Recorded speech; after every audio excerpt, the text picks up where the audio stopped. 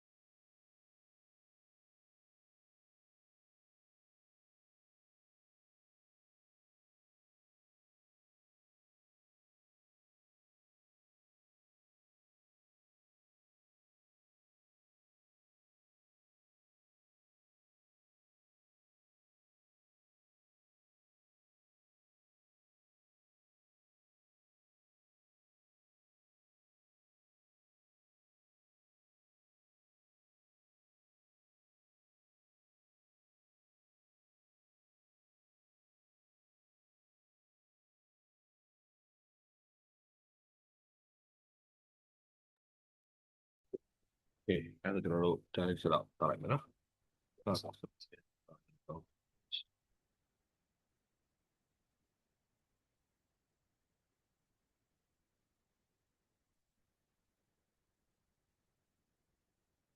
ကဲပါဆိုတော့ကျွန်တော်ဒီနေ့ကကျွန်တော်တို့ day 1တည်းကနေပြောခဲ့တဲ့အကြောင်းအရာလေးတွေပေါ့နော်ဒီနေ့ထိဟာလေးကို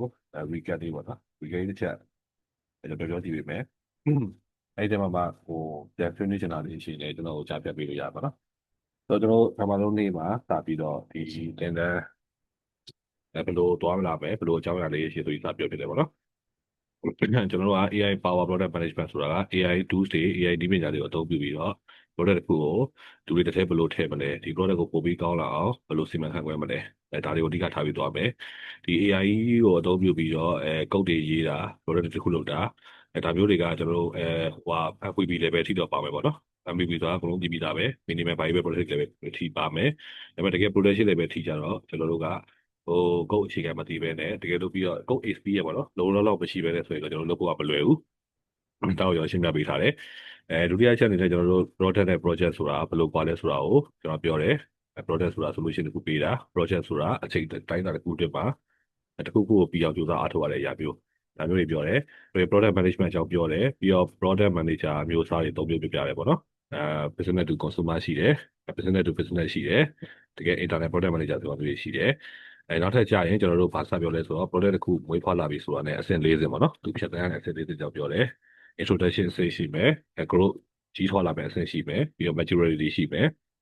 နောက်ဆုံးdecline ပေါ့နော်သူကြာရှုံးသွားတဲ့အဆင့်ရှိမယ်ဒါမျိုးတွေဥပမာတွေလည်းပြောတယ်ပြီးတော့နောက်တစ်ခုက product တစ်ခုကိုစပြီးတော့ကိုကတိဆောက်တော့မယ်ဆိုရင်ဖြတ်သန်းတဲ့အဆင့်9ဆင့်ကိုလည်းထပ်ပြောတယ်ကျွန်တော်တို့ concept အဲ့လိုမျိုးအတွေးခေါ်တစ်ခုနားလေးစပြီးတော့ plan ချတယ် develop လုပ်မယ် launch လုပ်မယ် launch လုပ်ပြီးသွားရင် customer ရဲ့ feedback ကိုနားထောင်ပြီး iterate လုပ်မယ်စသည်အဖြစ်တွေပေါ့နော်ပြီးတော့မှ steady state ဒီ product ကအောင်မြင်မမြင်ကြည့်မယ်နောက်ဆုံးဒီ product ကိုဆက်ထားမလားဒါမှမဟုတ်ရင် sunset ပေါ့နော်ရက်ပြစ်လိုက်မလား maintain okay ဒါမျိုးတွေရှိရပါတော့အဲ့လိုစဉ်းစားနေရင်ကျွန်တော်တို့ဘယ်မှာအခုပြောတဲ့အကြိုင်းတွေဘာတွေဘယ်လိုဝင်လာလဲဆိုရင်ကိုက idea တစ်ခုစရလာပြီဒီ idea ကိုဒီ idea ကိုဒီကိုယ့်ရဲ့ plan ချကြည့်ရပါတော့ plan ဆိုတာဈေးကွက်ထဲမှာရောတကယ်ရောလိုအပ်နေတာဆိုချကြည့်တယ်ချကြည့်တဲ့အခါမှာတကယ်လည်းလိုအပ်တယ်ပြီဆိုရင်ကျွန်တော်တို့ကဒီ idea ကိုစပြီးတော့ develop တည်ဆောက်ရတော့မှာပေါ့နော်တည်ဆောက်ရတော့မယ်ဆိုရင်စပြီးတည်ဆောက်ရမယ်ဆိုရင်အခါကျတော့ကျွန်တော်တို့ကဘယ်လိုနီးလန်းနဲ့တည်ဆောက်ရမလဲဘယ်လိုအလုပ်လုပ်တဲ့နီးလန်းတွေပေါ့နော်ကျွန်တော်ကနီးပညာနီးလန်းကိုပြောတာမဟုတ်ဘူးအလုပ်လုပ်တဲ့နီးလန်းတွေအဲ့ဒီအချိန်မှာအလုပ်လုပ်တဲ့နီးလန်းတွေကအများကြီးရှိပြီးသား waterfall ဆိုတာအဲ့ဒီပါရှိရဲ့အကြိုင်းဆိုတာရှိရဲ့ပေါ့နော်ဒါပေမဲ့ကျွန်တော် waterfall ကိုကျွန်တော်တခြားမပြောသေးဘူးအကြိုင်းကိုပဲအဓိကစားပြောတယ်ဘာလို့ဆိုနောက်ပိုင်းကျတော့digital application တွေ digital နည်းပညာတွေနဲ့ပြုလုပ်တဲ့အရာအားလုံးတော်တော်များများကကျွန်တော်တို့အချိုင်းဖြစ်မှရတော့မယ့်သဘောမှာဖြစ်လာတယ်ပေါ့နော်နောက်ပိုင်းနည်းပညာခကြီးတွေမှာဘာလို့လဲဆိုတော့ customer လိုချင်တဲ့အရာအချိန်နဲ့မြေပြောင်းလဲနေတာရှိတယ်ဒါကြောင့်ကျွန်တော်တို့ကတရသေးလို့ပြင်ရတော့ဘူးအချိုင်းနည်းပညာကိုပဲသုံးမယ်ဆိုအချိုင်းကိုပြောတယ်ဆိုတော့အချိုင်းကဘယ်မှာစပြီးပါလာလဲဆိုရင်ဘယ်တော့က product development process ရဲ့ concept plan develop ဆိုတဲ့ process မှာစပြီးလုပ်တယ်ပေါ့နော်ကျွန်တော်ပြောနေတဲ့အတိုင်းပဲဒီ designer တို့ developer တို့ကတကယ်လုပ်ပါပြီပဲစပြီးလုပ်ရတော့ပြီပဲ product manager တယောက်အနေနဲ့ product သမားတယောက်အနေနဲ့ကတော့ဒီဘလို့အလုပ်လုပ်တဲ့ဒီလနဲ့လုပ်ရမယ်ဆိုပြီးတော့စပြီးတော့လမ်းညွှန်ဖို့လိုလာပြီပေါ့နော်။အဲ့မှာကျွန်တော်အကြိုင်းကိုစပြောတယ်။အကြိုင်းကိုမပြောခင်မှာကျွန်တော်က link ဆိုတဲ့ဟာကိုစပြောတယ်ပေါ့နော်။ link ဆိုတာကိုယ့်မှာရှိရနေတယ်ပဲအလုပ်ဖြစ်အောင်စလိုက်တာ။တခြားကြီးဒီပညာရေးအများကြီးရှိနေမှာလူတွေအများကြီးရှိနေမှာဒါမျိုးတွေပေါ့နော်။ဘယ်လိုလုပ်ဆရာမလုပ်ပဲနဲ့ကိုယ့်ရဲ့ကိုရှိရနေတယ်ပဲစောင်းအောင်စောက်တာပေါ့နော်။ link ကိုပြောပြတဲ့အခါမှာကျွန်တော်က approach နှစ်ခုကိုပြောတယ်။ adapted နဲ့အဲ့ဒါကျွန်တော် PowerPoint လေးချက်ပြပြလိုက်မယ်။ဒီဟာလေးတစ်ချက်ဝင်ကြည့်ပြီပေါ့နော်နောက်တစ်ခုလည်းကျွန်တော်ဒီကျွန်တော်ရုံးကအကိုတယောက်နဲ့တော့ပြဖြစ်သေးတယ်ပေါ့နော်ဒါကုန်းလိုက်နေတယ်ကျွန်တော်ချက်ပြန်ပြောမယ်ဒီစားလေးရှိတယ်။ဘာလဲဆိုတော့ကျွန်တော်ရုံးမှာကျွန်တော်ဒီ product management ပုံစံမျိုး internship လေးပါလေးခေါ်ပါလေးရှိရပါတော့။ခေါ်ပါရှိကျွန်တော်တင်တန်းနေရနေပဲစိတ်ဝင်စားရလို့ရှိရဖြစ်ဖြစ်ကျွန်တော်လည်း interview လေးပါလေးစီစဉ်ပေးလို့ရတဲ့ဟာလေးတရှိရပါတော့။ဒီ course တွေကိုပိုင်သွားရင်တော့ပူကြတော့မလို့ဘူးလေ။ Okay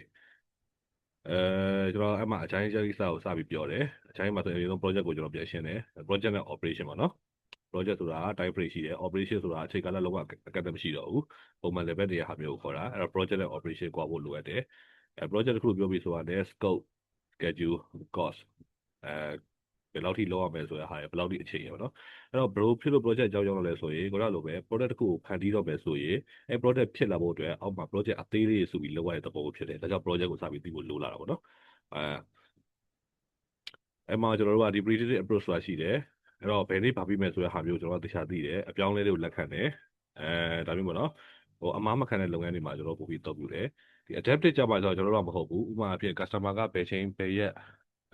sorry ဘယ်ချိန်ထွက်လိုက်မယ်ဆိုပြီး customer ကိုထွက်လိုက်တဲ့ product ကြီးကိုတကယ်တော့အသုံးဝင်မှလားဆိုတဲ့ဟာကြီးကကျွန်တော်အာမပန်းနေခံလို့မရဘူးပေါ့နော်အဲ့တော့ကိုယ်အခြေအနေလိုက်လည်းရောညှိထွေးပြီးပြောင်းလဲရတယ်ဒီ spring ကိစ္စတော့ကျွန်တော်ပြောရသေးဘူးပေါ့နော် user ရဲ့လိုအပ်ချက်ပေါ်မူတည်ပြီးတော့တစ်စင်းတစ်စင်းကျွန်တော်တိုးတက်အောင်လုပ်ရတယ်ပေါ့နော်အဲ့ဒီအချိန်မှာငါက product တစ်ခု idea ရပြီငါရဲ့ product idea လေးဈေးကွက်နဲ့ကိုင်နေပြီအဲ့ဒီအချိန်မှာကကျွန်တော်ပြောတဲ့သေး scope အသေးချထားတဲ့ waterfall ဆိုတာဟာကြီးသုံးမလားအချိုင်းဆိုတာဟာကြီးသုံးမလားပေါ့နော်အဲ့မှာလုပ်မယ်ဆိုကျွန်တော် Stacy Matrix ဆိုတာဟာသုံးရတယ်Stacy Matrix ကကျွန်တော်ပြီးခဲ့တဲ့ဘာလို့ရှင်းပြပေးထားပါနော်အဲ့တော့တခါလေး interview question တချို့ကကျွန်တော်ပြပြထားတယ် product တစ်ခုတည်ဆောက်တဲ့အခါမှာအရေးကြီးတာဘာလဲဆိုရင်ကျွန်တော် requirement နဲ့ technology ပေါ့နော် requirement ကဘာတွေလိုအပ်လဲဆိုတာကိုသိရမယ်technology အဖြစ်ကဘယ်လောက်ရှုပ်ထွေးနိုင်မလဲဘယ်လောက်ရိုးရှင်းနိုင်မလဲဒါတွေသိရမယ်နော်အဲ့တော့ requirement အဖြစ်ရောဒီ technology ကအဖြစ်ကောဒီအရင်စင်ပေးတယ်ပေါ့နော်ရိုးရှင်းတယ်ဆိုရင်ကျွန်တော်တို့ကခုနပြောတဲ့ predicted scope အသေးချတဲ့လီလန်ကိုအသုံးပြကြတယ်အိမ်ဆောက်တဲ့ဟာဆိုရင်အိမ်တစ်လုံးဆောက်မယ်ဘယ်လို design ပေးလိုက်ပြီးသွားပြီပေါ့နော်ဘော်ဒီကငါဘယ်ချိန်ကျမှဘယ်လို design အိမ်တစ်ဝက်လောက်ပြီးတော့မှဘယ်လို design ပြောင်းချင်တယ်ဆိုပြောလို့မရတော့ဘူးဒီပုံတိုင်းပဲဒီအခြေခံတိုင်းပဲဒါမျိုးတွေပေါ့နော်တရသေးကျွန်တော် scope ကိုအသေးချလိုက်လို့ရတယ်ဒါမှမဟုတ်လည်းမဟုတ်ဘူး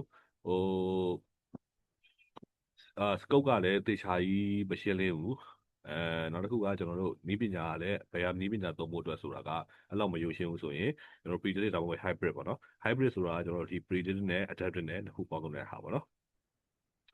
ဥပမာအဖြစ်ဒီမှာကျွန်တော် lane တိဆောက်ခြင်းပေါ့နော်အဲ့တော့တစ်ခုခုadvanced ဖြစ်တဲ့နည်းပညာတွေသုံးနိုင်ခြေရှိတဲ့အရာမျိုးတွေပြီးတော့ scope ကလည်းနည်းနည်းခက်တဲ့အရာမျိုးတွေဆိုရင်ကျွန်တော်တို့ကဒီ hybrid ကိုသုံးတယ် predictive ကိုပြန်သုံးတယ်ပြီးတော့ကျွန်တော် scope ကလည်းမရေရဘူး scope ဆိုတာကိုဘာလုပ်မယ်ဆိုတဲ့ဟာလည်းမရေရဘူးနောက်ထပ်လုပ်မဲ့နည်းပညာကလည်းအပြောင်းလဲများတယ်ဆိုရင်တော့ adaptive ပေါ့နော်ဒီအချိုင်းဆိုအောင်စသုံးတယ်ပေါ့နော်အဲ့တော့ဟုတ်ပြီညီကုန်းချုပ်တော့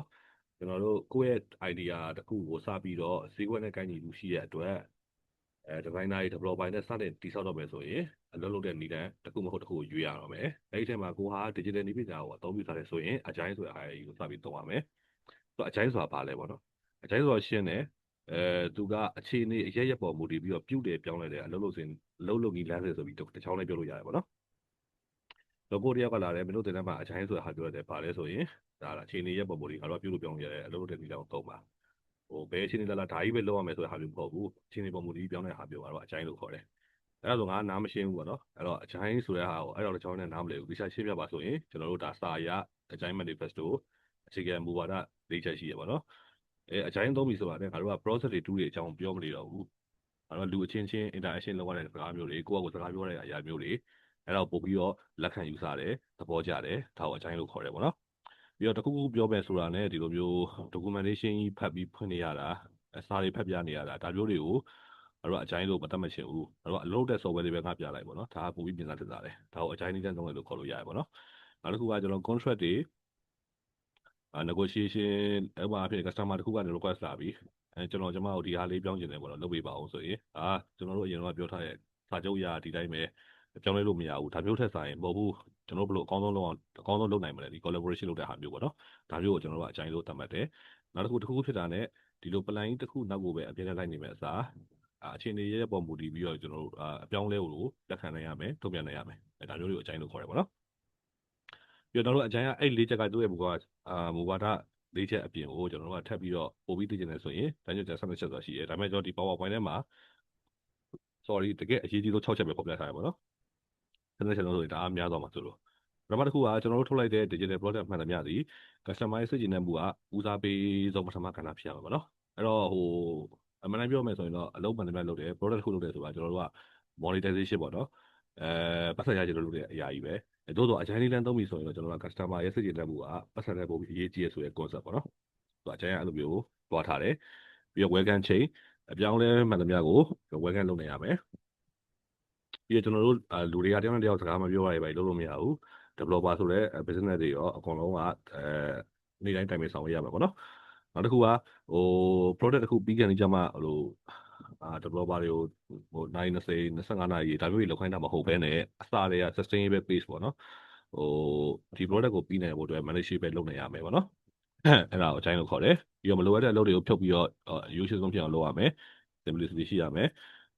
်ပြီးတော့က regular အဖက်ပေါ့နော်နှစ်ပတ်တစ်ခါပြန်စုံပြီးတော့ဘာတွေပြင်ရမလဲဒါမျိုးတွေကျွန်တော်တို့လုပ်ရတာအချိုင်းလို့ခေါ်တယ်ပေါ့နော်ဆိုတော့ကျွန်တော်တို့ပြီးခဲ့တဲ့၄ရက်အတွင်းမှာconcept တစ်ခုကိုနည်းနည်းလေး10% 15%တော့ပုံပေါ်လာပြီပေါ့နော်အဲ့တော့ကိုလုပ်ချင်တဲ့ product တစ်ခုဖြစ်လာခဲ့ရင်ဘယ်လိုစလုပ်ရမလဲဘယ်လိုဒီနဲ့စလုပ်မယ်ဆိုတော့စပြီးတော့deep တင်းနဲ့ဝင်လာပြီပေါ့နော်ဝင်လာတဲ့အခါမှာကျွန်တော်နောက်ပိုင်းမှာ concept theory တွေပိုများလာလိမ့်မယ်များတဲ့အခါကျရင်ကျွန်တော်ကိုinteraction လေးနည်းနည်းလုပ်ပြီးလို့ရတယ်ပေါ့နော်ပြောချင်တာကမသိရဟာဖြစ်ဖြစ်ကိုကြားဘူးရဖြစ်ဖြစ်ကိုကြားဘူးရနဲ့လွဲနေရဖြစ်ဖြစ်ဒါမျိုးကျွန်တော်မေးလို့ရတယ်ပြီးတော့ကျွန်တော်ဒီဟာတွေအကုန်လုံးကိုဒီ theory ပဲရွတ်တာမဟုတ်ဘူးပေါ့နော်ဒီမှာကျွန်တော်ကြိုဖွင့်ထားရလေးရှိတယ်ကျွန်တော်ဒီ industry မှာရောတကယ်အကြိုင်းနေဆိုတဲ့ဟာကိုဘယ်လိုသုံးနေဆိုတဲ့ဟာကိုကျွန်တော်တကယ်ပြအောင်ပေါ့နော်corporate level ဒီမှာရော okay ပါဆိုတော့ဒီအထိကျွန်တော်မေးချင်တာပြောချင်တာရှိသေးလားကျွန်တော်ပြောပြပါပြောရင်ကျွန်တော်မပြောဘူးဆိုရင်ကျွန်တော်မှဒီမေးခွန်းလေး10ခုပြင်ထားတာရှိရပါတော့ကျွန်တော်အတူတူဖြည့်ကြည့်ကြအောင်ပြီးခဲ့တဲ့ဒီဘယ်လောက်နားရရဆိုတာသိရအောင်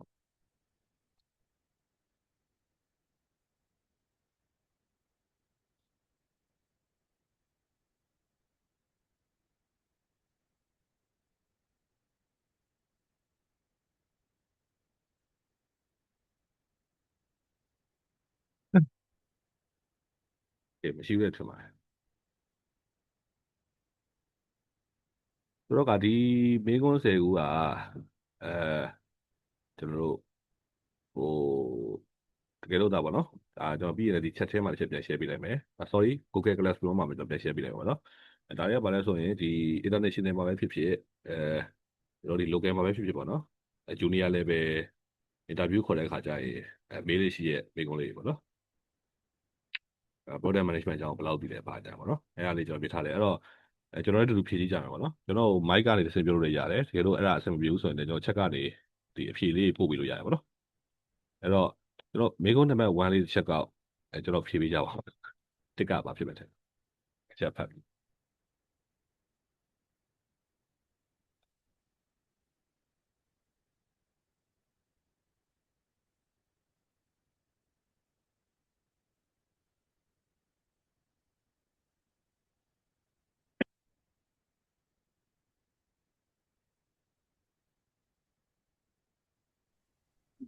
B လို့ထင်တယ်ရှင်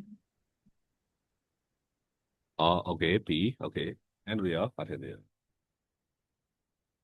B ထင်ပါလိမ့်မယ် okay ကျွန်တော်မိကုန်းလေးဖတ်ကြည့်ကြပါတော့နော်အဲ့တော့ construction တစ်ခုကနေတရားရင်းဆောက်ချင်တယ်ဒါပေမဲ့ဒီတရားပြီးသွားတဲ့အချိန်ကျတော့ဒီ crew တယောက်ပေါ့နော်ဒီဟိုတရားကိုရှင်းလင်းဖို့လို့ပါတော့ basic crew တယောက်ကိုသူကဟိုတရားပေါ်မှာ20ဒီ party ပေါ့နော် agreement လုပ်ခိုင်းတယ်ပေါ့နော်ပြောချင်တာကကျွန်တော်တို့ကtemporary anti ဘာမဟုတ်တော့ဘူးเนาะ concept နဲ့အဲ့တော့ဒီကောင်က project တော့မဟုတ်တော့ဘူးဒီ sprint တို့ travel constraint တို့ဘာလို့ကတော့ကျွန်တော်မသိရသေးဘူးအဲ့တော့ဒါကြတော့ဒီဟာဒီ operation ဆိုဟုတ်တယ်ပြီးမှန်တယ်ပေါ့နော် okay အဲ့တော့နံပါတ်1ဆိုရင်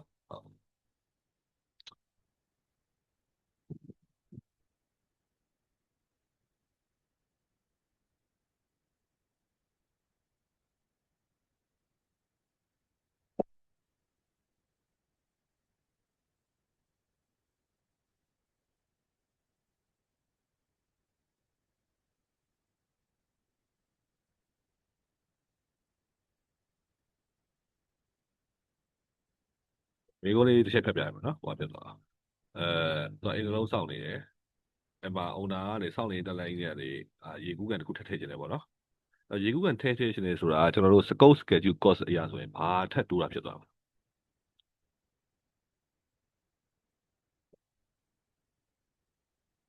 scope တိုးသွားလား schedule တိုးသွားလား cost တိုးသွားလား cost 2ပါ okay အမှန်တော့ကျွန်တော်အမှန်တော့ဒီဟာပြောမယ်ဆိုရင်ကျွန်တော် swimming pool ဆိုတဲ့အရာတစ်ခုကိုကျွန်တော်တို့ကုန်ကျစရိတ်လို့ပြောလို့ရတယ်နောက်တစ်ခုအနေနဲ့ scope အသစ်တစ်ခုတိုးပါတယ်ပြောလို့ရတယ်ပေါ့နော်ဘာလို့လဲဆိုတော့ तू အစပြောထားတဲ့ဟာအိမ်တစ်လုံးဆောက်ပွဲပြောထားတာရေကူးကန်မပါသေးဘူးလေကျွန်တော်တို့ရေကူးကန်ကျွန်တော်တို့ရေကူးကန်အကြောင်းပြောတဲ့ခါရင်ဒါဆိုရင်scope အကြောင်းပြောထားတာcost အကြောင်းကဘယ်မှာကျွန်တော်ပြောလဲဆိုရင် they cannot give you any moment တွေပေါ့နော်ပတ်စံတော့ထပ်မပေးနိုင်ဘူးပေါ့လေအဲ့တော့ကျွန်တော်တို့ကကုန်ကျစရိတ်တော့မတိုးဘူး scope တော့တိုးမယ်ဆိုပြီးတော့ကျွန်တော်ရဲ့အိမ်ပိုင်ရှင်ကစညစ်ပြီပေါ့နော်ပြောမယ်ဆိုရင်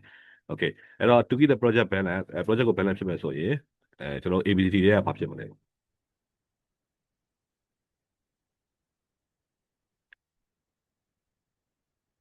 ျွန်တော်ကိုအိမ်ပိုင်ရှင်တွေကလာပြီးတော့ငါကတော့အိမ်တစ်လုံးနေမကြည့်တတ်တော့ဘူးပေါ့နော်အခုရှိရဲ့ငွေကျွန်းတွေပဲအဲ့လိုမျိုးရေကူးကတစ်ခုကြောင်းတိဆောက်ပေးပေါ့နော်အဲ့တော့ကိုကအဲ့လိုမျိုးအဲ့ project ကိုကန်ရတဲ့လူဆိုရင်မြန်ပြီးအောင်လုပ်မလားproject ကအချိန်ပိုးလုံးနေဆိုပြီးတော့ပြန်ပြောမလားဒါမှမဟုတ်ရင်quality အရင်ဆုံးကောင်းတယ်ဆိုပြီးပြောမလားဘာမှတော့မပြောင်းလဲပါဘူးဆိုပြီးဆက်လုပ်ပေးမလားပေါ့နော် ABCD တွေက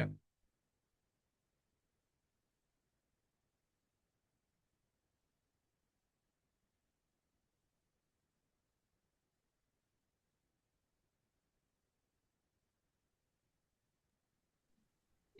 လို့ထင်တော့ ဒီပို့လို့ schedule ထပ်တူရမယ်ထင်တယ်ဟုတ်ပါတယ်ပြီးဆိုရင်တော့မှန်ပါတယ် project ကပို့ပြီးတော့အချိန်ထပ်တဖို့လိုတယ်ပေါ့နော်အဲဆိုကျွန်တော်တို့ခုနကကျွန်တော်3ခုနဲ့ပြန်စဉ်းစားကြည့်ပါတော့ scope ကတိုးလာတယ်ဒါပေမဲ့ schedule ကြောင့်တော့ဘာမှပြောမထားဘူးဒီကိုထဲမှာဒါပေမဲ့ cost ကိုတော့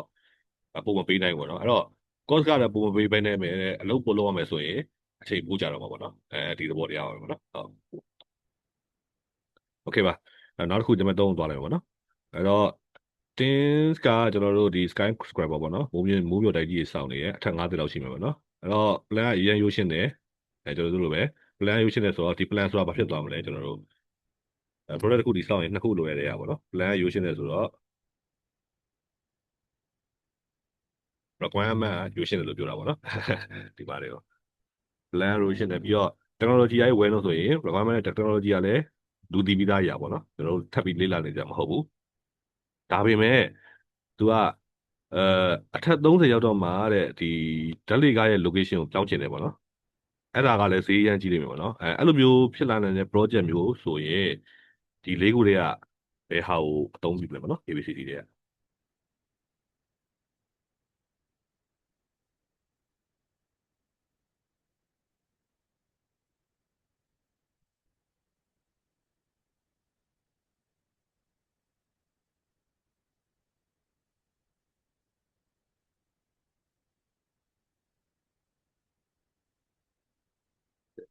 ဟိုတိုင်းဆိုထက်အောင် A လို့ပြောထားတယ်ဖြည့်ကြည့်ကြအောင်မလား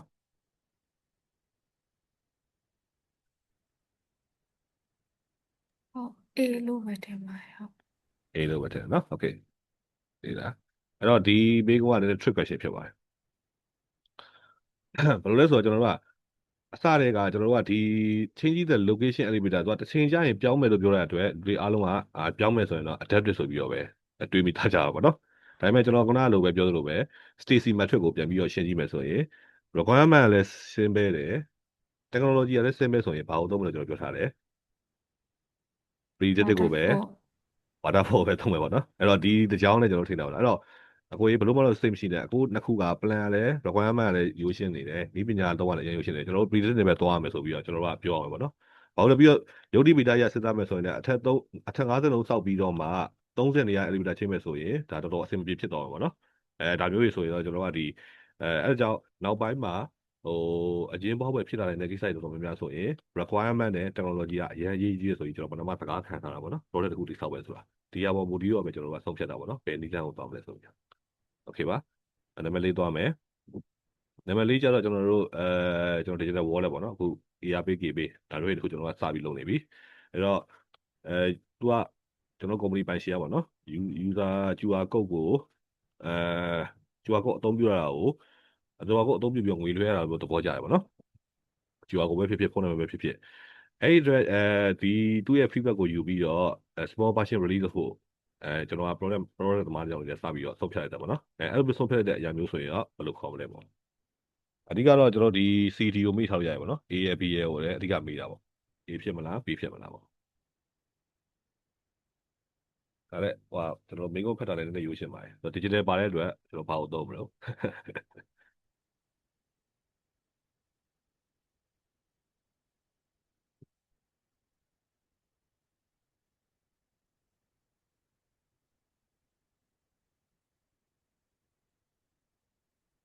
ပြီးပဲဟုတ် ဟုတ်ပါတယ်ဘာလို့လဲဆိုတော့ကျွန်တော်တို့ဒီမေးခွန်းမှာကြတော့အပေါ်ကလို့ခံမှန်းလို့ရတဲ့ကွန်းဟာမပါတော့ဘူး requirement တွေ technology တွေဒါပေမဲ့ကျွန်တော်ပြောတဲ့စကားအတိုင်းပဲနောက်ပိုင်း digital high နဲ့သွားတဲ့ခါကျရင်ပြုလဲပြောင်းလဲဖြစ်အောင် adaptive ကိုပဲသုံးပါတယ်ပေါ့နော် okay ဆိုတော့နံပါတ်5ခုပေါ့နော်နံပါတ်5ကျတော့ဒါက concept ကိုမေးရဖြစ်သွားပြီအဲ့တော့ကျွန်တော်မှ tin တစ်ခုရှိသွားပြီproduct တစ်ခုကိုတည်ဆောက်နေတဲ့ tin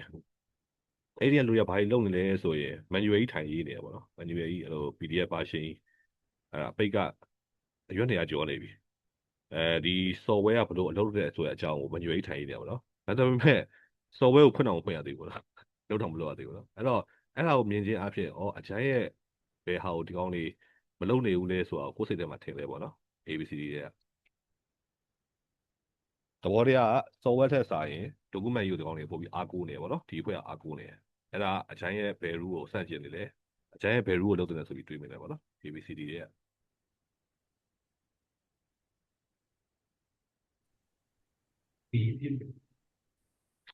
ဟုတ်ပါတယ်တခုဆိုရင် manual ကြီးတွေ documentation တွေကြီးထိုင်ရေးနေမဲ့အစားအလုပ်လုပ်တဲ့ software တစ်ခုပဲငါ့ကိုပြလိုက်တော့ဒါမျိုးပဲဖြစ်နေတာပေါ့နော်ဒါပေမဲ့သူတို့က manual ကြီးထိုင်ရေးတယ်ပေါ့နော် okay နောက်တစ်ခုကတော့ကျွန်တော်လာပြီဒါ Elon Musk ရဲ့ company ပဲထားပါတော့ brain computer interface တစ်ခုလုပ်ချင်တယ် new လေးလိုဟာမျိုးအဲ့တော့အုံနောက်ကနေ computer ကိုလှမ်းထိန်လို့ဗျာဒါမျိုးတွေအဲ့တော့အဲ့ဒါကြည့်လိုက်မယ်ဆိုရင် requirement ကြီးကအန်ဂလိယာဘာမှန်းတော့မသိဘူးနော်ဟို brain နဲ့ကိုချစ်ဆက်ထည့်တာတွေပါဘာမှန်းတော့မသိဘူးအခု data ရမှုနဲ့အရန်ဝေးနေတယ် technology ဆိုတာလည်းကျွန်တော်အရန်ဝေးနေတယ်အဲ့ဒါဆိုရင်ကျွန်တော် Stacy metric အရာဆိုရင် ABCD တွေကကျွန်တော်ဘာကိုရွေးမလဲပေါ့နော်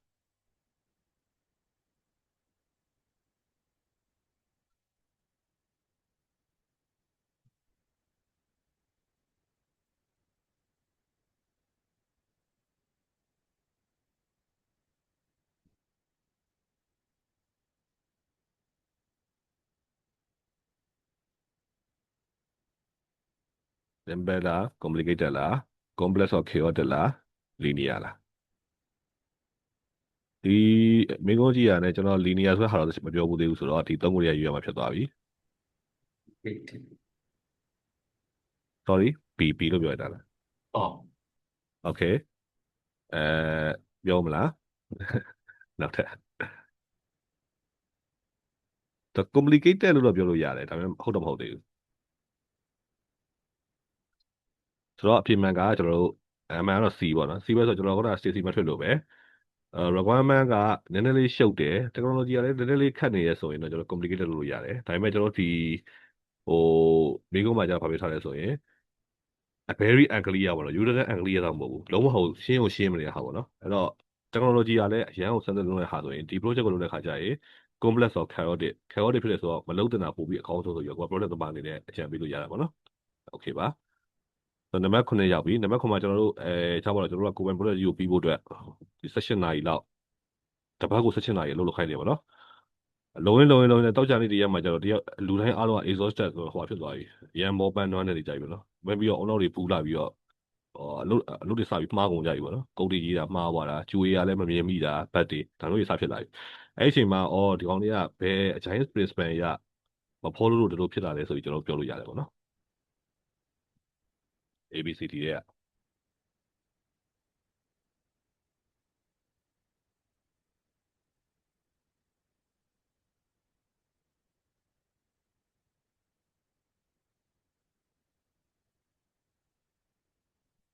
တို့အဲ့လိုဖြစ်နေတာခွဲခန်းချင်းကြီး requirement ဖြစ်တာလား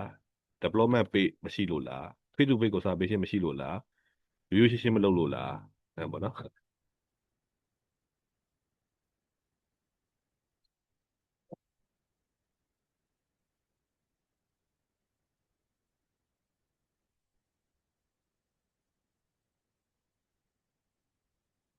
ဘာလို့ထင်ကြလဲ ဒီဖြစ်မှာတယ် ဟုတ်ပါတယ်ဆက်စတွေကဒီလိုမျိုးကိစ္စတွေကိုရှောင်ကျဉ်နိုင်ဖို့အတွက် sustainable ဖြစ်တဲ့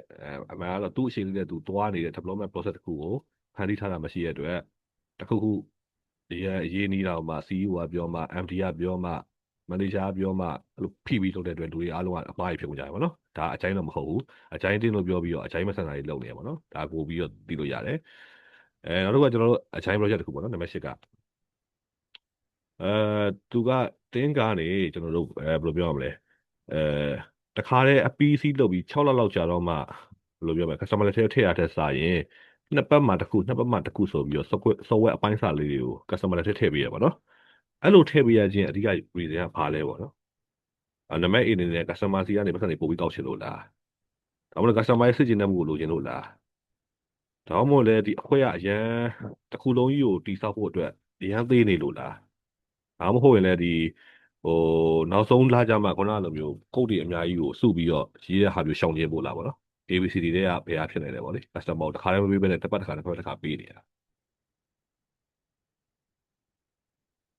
ဒီလိုထင် ဟုတ်ပါတယ်အဓိကကျွန်တော်တို့ပြောတဲ့အချိုင်းရဲ့ပထမဆုံးအချိုင်း principle ဆက်တဲ့ချက်တွေကပထမတစ်ချက်ပေါ့နော် customer ကိုသိချင်တဲ့ဖို့အရေးကြီးရဲ့အဲ့တော့အကူလုံးကြီးပြီးမှပြလိုက်ရင် customer ဟာစားနေပြပြပါအောင်ဖြစ်နေမှာဆိုတော့ကျွန်တော်တို့ log in feature လေးတော့ပြီးသွားပြီ login ဝင်ကြည့်လိုက်အောင်ကျွန်တော် profile feature လေးတော့ပြီးသွားပြီ profile ထည့်ကြည့်လိုက်ပါဦးဒါမျိုးပေါ့နော်အဲ့တော့ product manager product သမားတစ်ယောက်အနေနဲ့ဒါမျိုးကိုကျွန်တော်တို့ကလုပ်ပေးနိုင်ရမယ်အချိုင်းတင်းကမသိရင်လည်းပြောပေးနိုင်ရမယ်ပေါ့နော်โอเคပါ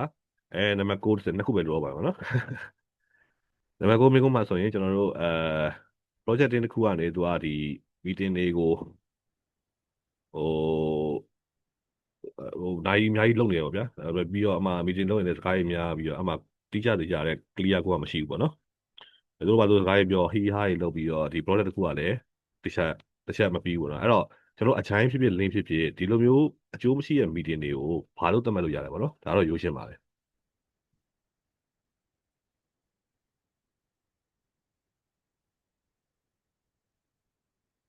တော့အကျိုး unnecessary ဆိုတော့ဘာဖြစ်သွားမလဲ high value တော့မဟုတ်တော့ဘူး essential လည်းမဟုတ်တော့ဘူးဒါလည်းကျွန်တော်မပြောရသေးဘူးဆိုတော့ wave wait ပဲရှိရတာပေါ့နော်အဲ့တော့အဲ့ဒါကြီးကအရင်ရေးကြည့်တယ်ကျွန်တော်တို့အခုတကယ် real life မှာလည်းခံစားနေရတယ်ပေါ့နော်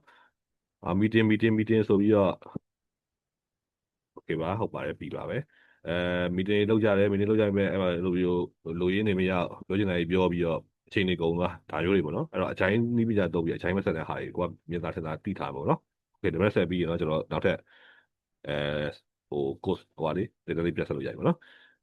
ပေမဲ့ဆိုတော့ကျွန်တော်တို့ဒီ mobile တစ်ခုကိုစာပြီးတည်ဆောက်နေတယ်အဲ့အချိန်မှာတည်ဆောက်ရင်းနဲ့ကျွန်တော်တို့ government ကနေအစိုးရကနေ law တစ်ခုကိုစပြီးတော့ကြီးညာလိုက်တယ်အဲအဲ့ law ကပေါ်မူတည်ပြီးတော့ကျွန်တော်တို့က user data တွေကိုဘယ်လိုပုံစံပြောင်းလဲရမလဲဆိုတဲ့ဟာမျိုးပြောင်းလဲသွားပြီပေါ့နော် အဲ့တော့အကြိုင်းတင်းရတဲ့ဘာလို့လဲဆိုရင်သူတို့ရဲ့အခုလုံးလက်စဟာတွေကိုပြစ်ချပြီးတော့ဒီ government ညွှန်ကြားတဲ့ feature ကိုလုပ်ရတယ်ပေါ့နော်အဲ့လိုလုပ်ရတဲ့ဟာကဒီလေးခုတွေကကျွန်တော်တို့အကြိုင်းရဲ့manifesto ပေါ့နော်မူဝါဒကိုကျွန်တော်လိုက်တာလည်းဖြစ်တယ်အဲ့လိုလို့ဆီယမ်ပီ project ကြီးကပြိုလဲသွားလားဒါမှမဟုတ်ရင် plan တစ်ခုပေါ်မူတည်ပြီးတော့ plan တစ်ခုပေါ်လုပ်နေရတဲ့ဆိုင်ရင်လိုအပ်ရင်လိုပြောင်းလဲသွားတာလားဒါမှမဟုတ်ဒါ operational အလုပ်လားဒီဒါတော့ကျွန်တော်မပြောရသေးဘူးပေါ့နော်ဒီသုံးခုတွေကဘာဖြစ်မလဲပေါ့နော်โอเคပါကိုအတိုင်းထူထောင်ပြတာဆိုပဲဟုတ်တယ်နံပါတ် B ဖြစ်ပါတယ်အခုဆိုရင်ငါတို့ကတော့ government မကလို့ဘာပဲပြောဒီတိုင်းပဲလုပ်ပါပဲမဟုတ်ဘဲနဲ့ဒီမှာ law ရတာပြီဒီ law ရဆိုရင်ငါတို့ project ကသူ့သဘောနဲ့မကိုက်ဘူးဆိုရင်ဘာဖြစ်နိုင်လဲဒါမျိုးကြောင့်ငါတို့ကဒီဟာကိုဒီအပြောင်းလဲကို response လုပ်ရမယ်ဒါမျိုးပေါ့နော်ဒါကိုအချိန်လုပ်ခေါ်တယ်ဆိုတော့ကျေးဇူးပါကျွန်တော်ကူဖြည့်ပြီးတော့အဲ့ဒါဆိုရင်တော်တော်လေးကိုဓာတ်လဲထားရဲဆိုကျွန်တော်ခံမှတ်လို့ရသွားပြီပေါ့နော်အဲ့တော့ရှေ့ဆက်ပို့ပြီးတော့နည်းနည်းပြောဖို့အားရှိသွားပြီပါဘာလို့လဲဒီအခြေခံ base လေးတွေကျွန်တော်တို့နည်းနည်းနားမလည်လိုက်တာဖြစ်ဖြစ်အဲ့လိုတနေ့တန်ရရှိရဖြစ်ဖြစ်အဲ့လိုရှိနေခဲ့ပြီဆိုရင်ကျွန်တော်ရှေ့ဆက်သွားမယ့်ဟာတွေကပိုတော့ဆိုးသွားအောင်ပဲပေါ့နော်ပိုဆိုးသွားမယ်ဆိုတာပိုနားမလဲအဲ့လိုဖြစ်သွားမှာပေါ့နော်ကျွန်တော်စိုးရင်တော့လည်းအဲ့ဒါပဲဆိုတော့ကျေးဇူးပါဖြည့်ပြီးတော့အဲ့ဆိုကျွန်တော်အခုသင်ခန်းစာလေးပြန်ဆက်လိုက်ပါပေါ့နော်ဆက်ဖို့အတွက်ကျွန်တော်စခွင့်ပြန်ရှင်းလိုက်မယ်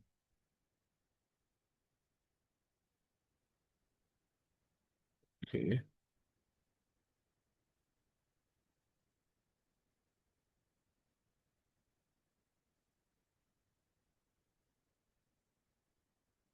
တော့ဟိုကျွန်တော်ခုနေ့က assignment လေးတစ်ချက်လုပ်ထားကြအောင်နော်ကျွန်တော်က assignment ကကျွန်တော်ပြဖို့မဟုတ်ဘူးလောက်ရှော့တာပဲဖြစ်ဖြစ်နောက်ထပ်ကိုသိငိလေပဲဖြစ်ဖြစ်တစ်ခုရတဲ့ခါမှာဒါက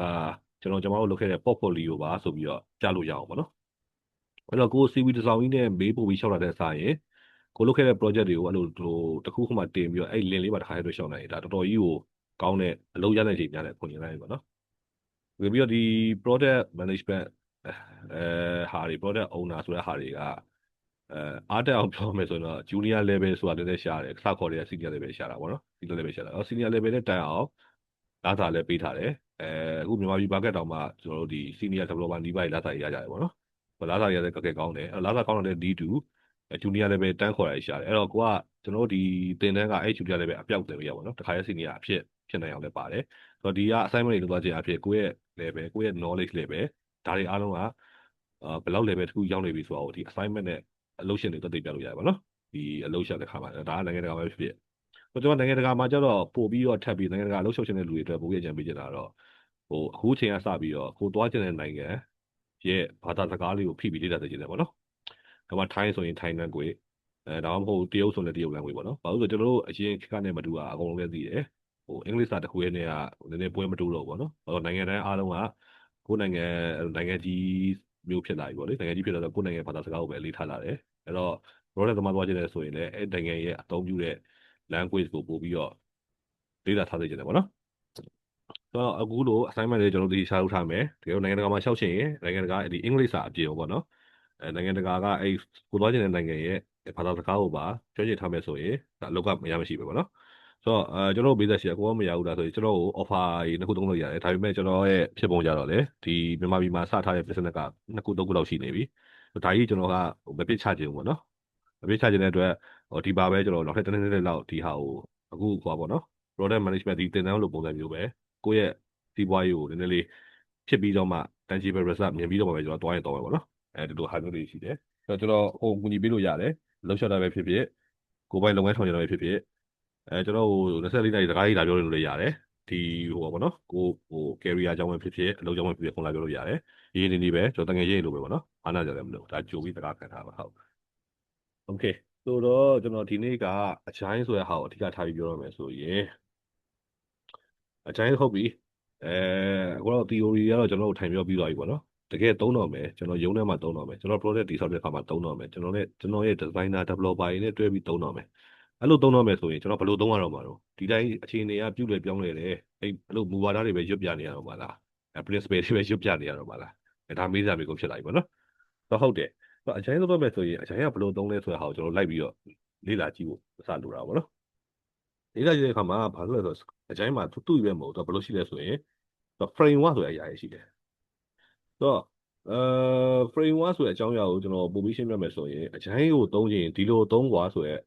ပိုင်းစာလေးပေါ့နော်ကျွန်တော်မြန်မာလိုချစ်ချစ်လေးပြောမယ်ဆိုရင်တော့ခုနပြောလို့ဟုတ်တယ်လေအကြိုင်းသုံးတယ်လို့ပြောတာအကြိုင်းကဘယ်လိုသုံးရမလဲမသိတော့ဘူးဟိုစာတွေပဲထိုင်ရမယ်ပုံစံမျိုးဖြစ်တယ်အဲ့တော့အကြိုင်းကိုဒီလိုသုံးကွာဆိုပြီး frame 1ဆိုပြီးဖွဲ့ထားတာရှိတယ်အဲ့ frame 1နာမည်တွေကပါရလဲဆိုရင် sorry scrum ဆိုပြီးခေါ်တယ်ဒါအခုနာမည်လေးပဲအခုကြားဘူးထားတယ်ပေါ့နော် Kanban ဆိုပြီးခေါ်ကြတယ် HB ဆိုပြီးခေါ်ကြတယ် K-Chain Framework SASC လို့ခေါ်ကြတယ်နောက်ထပ်ဘာရှိသေးလဲဆိုရင်ထားပါတော့ဒီလေးခုပေါ့နော်အဲ့တော့အကြိုင်းကိုသုံးချင်ရင်မင်းအကြိုင်းမှာထားရှိတယ်ဒါရှိတယ်အဲ့တော့ကျွန်တော်လက်တွေ့မြင်သားတဲ့ဥပမာတွေပြောရမယ်ဆိုရင်တော့ငါကျွန်တော် shoe စီးကျင်တယ်လို့ပြောရင် shoe မှာတော့Adidas ရှိတယ် Nike ရှိတယ်ဘာရှိတယ်ပေါ့နော်ဘာရှိတယ်အဲ့ဒီသဘောမျိုးပဲအကြိုင်းမှာသုံးချင်တော့အကြိုင်းမှာ Scrum ရှိတယ်အားကြရှိတယ်အဲ့လို Kanban ရှိတယ်ပေါ့နော် Okay အဲ့ဒီအချိန်မှာဒီလေးခုထဲမှာဘယ်ဟာတွေကအသုံးများတယ်လို့ပြောတဲ့ခါကျရင်80တကဘာလုံးဆိုင်ရပါတော့81ကနေ89ရာခိုင်နှုန်းထိအသုံးများတဲ့ဟာဘာလဲဆိုရင် Scrum ကိုအသုံးများကြတယ်81% to ကျွန်တော်87%ပေါ့နော် sorry အဲ့ဒါဒီဘာကိုသုံးကြလဲဆိုရင်ဒီ Scrum ဆိုတဲ့ framework ကိုသုံးကြတယ်အဲ့တော့ဒီကောင်ဘာလို့ကောင်းလာလဲပေါ့နော်ဘာလို့အဲ့လောက်သုံးကြလဲဒီကောင်လေးကဘာလို့မသုံးကြရလဲပေါ့နော်ခုနဖက်နဲ့ဥပမာနဲ့ပြောမယ်ဆိုရင်ဘာလို့မသိကြလဲပေါ့နော်ဘာလို့ဆိုဒီကောင်ကအရန်ကြက်လက်တယ်ကြက်လက်ပြီးတော့လူတိုင်းနားလဲရလွယ်တယ်လူတိုင်းနားလဲရလွယ်ပြီးလွယ်တယ်ပေါ့နော်လွယ်ပြီးတော့အဲ့လိုအလုံးတဲဖြစ်တယ်ဒါကြောင့်မို့လူတိုင်းလူကြိုက်များကြတယ်ပေါ့နော်ဒါပေမဲ့ဆိုးကျိုးတစ်ခုကဘာလဲဆိုရင်တကယ်သူပြောတဲ့စီမင်းစည်းကမ်းအတိုင်းအသုံးချဖို့ဆိုရင်တော့အရန်ခက်ခဲတယ်ပေါ့နော်Scrumတကယ်လက်တွေ့အသုံးချဖို့တော့ခက်ခဲတယ်ဆိုတော့အဲ့တော့သဘောပါပြီကျွန်တော်အတိုင်းဆိုတဲ့သဘောတရားကိုတော့ theory အရတော့လုံးဝနားလည်ပါပြီအဲ့တော့ကိုယ့်ရဲ့အလုပ်ထဲမှာသုံးကျင်တယ်အလုပ်ထဲမှာသုံးကျင်တယ်ဆိုရင်တော့ Scrum ဆိုတဲ့အရာကိုသုံးဆိုပြီးတော့ဒီကျွန်တော်ကsuggestion ပေးလိုက်တယ် Okay ကျွန်တော်က Scrum သုံးတော့မယ်အဲ့တော့ Scrum ကိုကျွန်တော်ဘယ်လိုသုံးရမှာလဲဆိုရင်မိကုံကစပြီးတော့ထပ်ဖြစ်လာပြီပေါ့နော်Scrum ကိုဘယ်လိုသုံးရမလဲဆိုရင်ဒီ Scrum လို့ဘာလို့ကြတော့ကျွန်တော်တို့ဒီနောက်ထပ်ဥပမာလေးတစ်ခုနဲ့ပြောရမယ်ဆိုရင်ကျွန်တော်ဘောလုံးပွဲဥပမာပေါ့နော်ဘောလုံးပွဲဥပမာဆိုရင်ကျွန်တော်ဘောလုံးပွဲနီးပြရွေးချယ်တာကခုနက approach နှစ်ခုရွေးချယ်လို့ပဲ adaptive လားဘယ်နီးပြကိုရွေးမလဲဆိုရင် adaptive နီးပြကိုရွေးမလား predictive နီးပြကိုရွေးမလားဒါမျိုးနီးပြရွေးလို့ပဲပေါ့နော်နီးပြရွေးပြီးသွားရင်ဆိုရင်ကျွန်တော်အချိုင်းဆိုရင်နီးပြကိုရွေးပြီးသွားပြီဆိုရင်ဘောလုံးပွဲမှာဆိုလဲနီးပြမှာဘာရှိမလဲဆိုရင်ကျွန်တော်ဟို formation ရှိမှာပေါ့ဗျာဘောလုံးကိုဘယ်လိုကံမလဲနောက်တန်း4ယောက်အလဲတန်း3ယောက်ရှေ့တန်း3ယောက်4-3-2နဲ့ကံမလားဒါမျိုးတွေပေါ့နော်4-4-2နဲ့ကံမလားဒါမျိုးတွေအဲ့လိုဘောလုံးပွဲအဲ့လို framework formulation ချလို့ပဲ Scrum ဆိုတာမှာလည်းအဲ့လို formula ရှိရပေါ့နော်အဲ့တော့ကိုယ့်ရဲ့ product အတွက် designer တွေ developer တွေနဲ့အလုပ်လုပ်ဖို့အတွက် Scrum ကိုစပြီးသုံးပြီဆိုတာနဲ့ Scrum ကဘာပြီးစပြီးတော့ငါ့ကိုသုံးမယ်ဆိုရင်ဒီလိုမျိုးလေးလာဒီလိုမျိုးလိုက်လုပ်ရမယ်ဆိုတဲ့အချက်တွေစရှိတာအောင်သဘောအဲ့လိုပေါ့နော်ဒီထိရှင်းတယ်နော်ကျွန်တော်ဟိုကပြောတာအကျဉ်းကနေဟိုက Scrum ကနေ Scrum သုံးမယ်ဆိုရင်ငါ့ကိုသုံးမယ်ဆိုရင်တော့ငါရဲ့စီမင်းစည်းကမ်းတွေကဒီလိုရှိရဆိုပြီးတော့သူစပြီးတော့ပြောရမယ့်ဟာတွေစရှိလာပါတော့ Okay အဲ့တော့ Scrum ကိုစပြီးသုံးရမယ်ဆိုတာနဲ့ Scrum ဆိုတာကဘယ်လိုပြောရမလဲဆိုရင်ဒီပုံမှန်လုပ်တယ်ဆိုပြောကြည့်ပါဗျာထားပါတော့ဟိုကိစ္စတစ်ခုဖြစ်လာပြီဆိုရင်ကျွန်တော်တို့ကအောက်ဆုံး level ပဲထားပါတော့ Okay associate ပေါ့နော် associate level ကထားကျွန်တော်လည်းမပြတ်ဘူးအပေါ်ကကျွန်တော်ရဲ့ senior တယောက်ကိုသွားမေးလိုက်အောင် senior လည်းငါနဲ့မပြတ်ဘူးငါရဲ့ manager ကိုသွားပြောလိုက်အောင် manager လည်းငါလည်းမပြတ်ဘူး HOD ကိုသွားပြောလိုက်အောင်ဆိုအဲ့ဒီအလုပ်လေးတစ်ခုပြီးဖို့အရေးကိစ္စကိုတော့မှဒီ level သွားနေရတယ်ဟို3-4လက်ကကြားနေဒီကနေသူ့ကိုမေးဖို့ဒီကနေဒီကိုမေးဖို့ဒီကနေဒီကိုမေးဖို့ပေါ့နော်အဲ့လိုဖြစ်ပြီးဒီကပြောတဲ့စကားကိုဒီကပြန်လာအဲ့တော့ Scrum အဲ့ဒါကိုမကြိုက်ဘူးငါတို့ကပြုတ်လေပြောင်းလဲသွားနေတာအလုပ်ကိုပြပြဆက်ဆံသွားနေကောင်လေအဲ့တော့အဲ့လိုမျိုး role တွေပတ်ချလေအောင်ထားမနေတော့ဘူး Scrum မှာသုံးရင်မင်းတို့အဖွဲ့အစည်းမှာ role က3မျိုးပဲရှိရမယ်ဆိုပြီးထားပြောတယ် role 3မျိုးပဲရှိရမယ်ဒီအောက်က role တွေရှိနေအောင်အဲ့ role 3မျိုးကဘာလဲလို့ပြောတဲ့အခါမှာ product owner ဆိုတဲ့ role ရှိရမယ် Scrum Master ဆိုတဲ့ role ရှိရမယ်ကျွန်တော်ဟိုဒီမှာ role လို့ပြောတာပေါ့နော်လူမဟုတ်ဘူးပေါ့နော်လူတော့ပဲရှိရမယ်ပြောတာမဟုတ်ဘူး role 3မျိုးပဲရှိတာပဲပြောတာပေါ့နော် Scrum Master developer ရှိရမယ်အဲ့တော့ဒီ role မှာ role နံပါတ်1မှာလူ3-4-5ယောက်ရှိမယ် Scrum Master မှာလူ3-4-5ယောက်ရှိမယ် developer မှာလူ5-6-9ယောက်ရှိမယ်ဒါမျိုးတော့ရှိမှာပေါ့နော်ဒါပေမဲ့ role အဖြစ်ဆိုရင်တော့3မျိုးပဲရှိရမယ် associate တို့ senior manager တို့ HOD တို့ဘာတို့ MD တို့ဘာအဲ့လာပြောမနေနဲ့အဲ့သူ Scrum စိတ်ဝင်စားဘူးဒီ3မျိုးရှိရင်ရတယ် Scrum ကိုစရမ်းလို့ရတယ်ဟုတ်ပြီအဲ့ဒီအချိန်မှာပြီးတော့ဒါတင်မဲ့တော့ဗောနော် role 3မျိုးရှိရင်ပြီးရတာမဟုတ်သေးဘူး Scrum ကိုစပြီးသုံးတော့မယ်ဆိုရင် advance ပေါ့နော် advance ဆိုတာနောက်တစ်ခုကပြောမယ်ဆိုရင်ကျွန်တော် meeting လိုပဲအလွယ်သုံးလို့ရတယ် ဘယ်လိုသဘောလဲဆိုတော့ခုနပြောလို့ပဲသူ unnecessary meeting တွေပေါ့နော်မလိုလားအပ်ဖက်နဲ့လူတွေစုပြီးစကားတွေပြောလိုက်meeting လုပ်မယ်ဆိုပြီးလိုရေးမရောက်လိုက်ဒါမျိုးတွေကိုမကြိုက်ဘူး meeting အားဖြင့်လည်း၄ခုပဲရှိရမယ်ပေါ့နော်ဆိုတော့4 event လို့ပဲခေါ်တယ် meeting ၄ခုအသေးစိတ်ကိုတော့ကျွန်တော်နောက်ပိုင်းမှာသက်ရှိပေးမယ်အခုကတော့ကျွန်တော်4 meeting ပဲရှိဖို့လိုရတယ်ပေါ့နော်အဲ meeting ၄ခုပဲလုပ်ကျွန်တော်meeting အပေါ်တွေလုပ်ဆောင်မလို့နောက်ဆုံးမှာဆိုရင်ကျွန်တော်တို့ရုံးတွင်း software development မှာဆိုရင် document တွေအများကြီးရှိရပါတော့လုပ်ပါအောင်ဟို contract တွေဘယ်နှရောက်သွားပြီလဲ document တွေကဘယ်နှမှာလဲစာရေးစာတွေပြောင်းနေပြီဒါမျိုးတွေကို screen short ချခြင်းတဲ့အတွက်ဒီ artifact လို့ခေါ်တာပါနော်အဲ့ဒါတော့ artifact ကတော့ direct ဘာသာပြန်မယ်ဆိုရင်တော့မြန်မာစကားလုံးတွေနဲ့အတိတ်ပဲမရှိဘူးပေါ့နော်အဲ့တော့ကျွန်တော်စင်တူရုံးမှာဘာသာပြန်မယ်ဆိုရင်တော့ကျွန်တော်တို့အလုပ်ထဲမှာသုံးတဲ့ document တွေပေါ့နော် artifact တွေ artifact ကိုလည်းကျွန်တော်တို့၃မျိုးပဲထားတာပဲအဲ့တော့ scrum ကိုသုံးနေတယ်ဆိုရင်9ရဲ့ formula ကတော့ရှင်းတယ်3 4 3ပဲဘာ3 4 3ပဲဆိုရင် row အဖြစ်3မျိုးပဲထားmanager ရဲ့ HOD တွေဘာလုပ်မနေတဲ့ပြီးတော့ advance အဖြစ် advance ဆိုတာ meeting အဖြစ် meeting က4ချိန်4ခုပဲလုပ်မယ်ပေါ့နော် meeting 4ခုပဲလုပ်မယ်နောက်ဆုံးသုံးတဲ့ document ကလည်း3မျိုးပဲတော့ပဲဒါကိုငါတို့ scrum လို့ခေါ်မယ်ဆိုပြီးတော့ scrum သုံးတယ်အဲ့တော့အရင်ကယူရှင်းသွားပြီပေါ့နော်ထားပါတော့ကျွန်တော်တို့ဒီ product တစ်ခုစပြီးထုတ်တော့မယ် digital product ထုတ်တော့မယ်ခါကြရင်ကျွန်တော်တို့က scrum ကိုသုံးမယ်ဆိုတာနဲ့ကျွန်တော်တို့ဒီလုံးထဲမှာစပြီးမြင်သွားပြီငါမှလိုတာက product owner 1ယောက်လိုမယ် scrum master 1ယောက်လိုမယ် developer 4ယောက်လိုမယ်ကျွန်တော်စမြင်သွားပြီmeeting ကလည်းခါတစ်လလုံးနေမှာ4ခုလောက်ပဲလုပ်ရမှာ4မျိုး4စားပဲလုပ်အောင်ပေါ့နော်4မျိုး4စားပဲလုပ်ရမှာပြီးတော့ငါမှ document လို့ပြောမှဆိုရင် document က3မျိုး3စားပဲငါမှသုံးလို့ရတယ်အဲ့တော့ digital product တစ်ခုစပြီးတည်ဆောက်ဖို့အတွက်ဒီ scrum ကိုသုံးခြင်းအပြင်ရိုးရိုးရှင်းရှင်းနဲ့ရှေ့ဆက်သွားလို့ရပြီပေါ့နော် okay ဒီသိရှင်းတယ်နော်ကျွန်တော်တစ်ချက်မေးချင်တာရှင်းပြလို့ရတယ်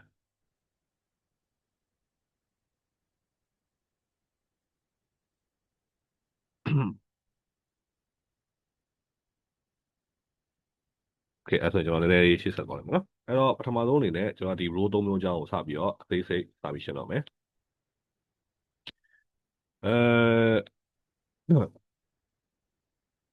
ဒါကြတော့အဲ့အကြောင်းကျွန်တော်ကAI နဲ့ product တစ်ခုကိုတိစောက်တဲ့အခါမှာမလွယ်ကူတဲ့ site ဆိုပြီးမလွယ်ကူဆိုစကားစခံထားပါတော့။ဘာလို့လဲဆိုတော့ဒီလိုမျိုး team တစ်ခုလုံးကနေ down စီအောင်စဉ်းစားပြီးတော့မှပဲ product တစ်ခုကိုဆွေးနွေးမှဒါအပြည့်နဲ့ဖာကင်းတယ်ပေါ့နော်။ကိုယ်တိုင်တယောက်တည်းဒီ AI ကို pro လေးရေးလိုက်ဟိုဟာလေးရေးလိုက်ဆိုရင်ဒီလိုမျိုး concept တွေအကုန်လုံးလွဲသွားတဲ့ခါကျရင်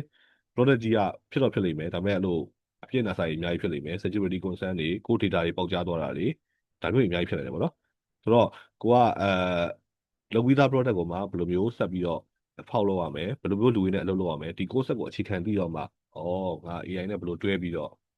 လူတွေနဲ့အဲ့လိုမျိုးဆက်လုပ်ရမလဲပေါ့နော်ဒီ concept ကိုကျွန်တော်ပို့ပြီးပိုင်နေကြတာပေါ့နော်အဲ့တော့ကျွန်တော်ဒီ theory တွေကြတော့ပို့ပြီးတော့အဓိကထားပြီးပြောဖြစ်ပေးတယ်ပေါ့နော်ဟုတ် okay အဲ့တော့ product owner ဆိုပြီးတော့ကျွန်တော်စပြောမယ် role 3မျိုးတည်းကပထမဆုံး role က product owner ဆို product owner ဆိုတာကကျွန်တော်မေးကြဆက်ခဲ့တယ်ဒါ PO လို့လည်းခေါ်ကြပါတော့ဒါရက်ကွက်ခေါ်ပါ PO တွေနဲ့product owner ဆိုတာကကျွန်တော်တို့ပြောရခါမှာဆိုရင်ဘာပို့ပြီးဘာမေးစရာရှိလာလဲဆိုတော့အကိုကကျွန်တော်ကဆက်ဆံကျွန်တော်ကဒီ product manager ဆိုပြီးတော့ခဏခဏပြောနေပါတော့အဲ့တော့ဒီ product manager နဲ့ product owner တွေကဘာစကွာဟွာလဲပေါ့နော် okay အဲ့တော့ product owner ဆိုတာကကျွန်တော် product manager ဆိုတာရှင်းတယ်ခဏရနော် noise နဲ့ဝင်နေတာ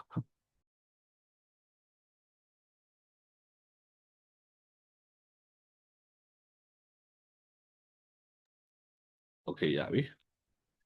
product manager ဆိုတာဘာလို့လဲဆိုရင်သူက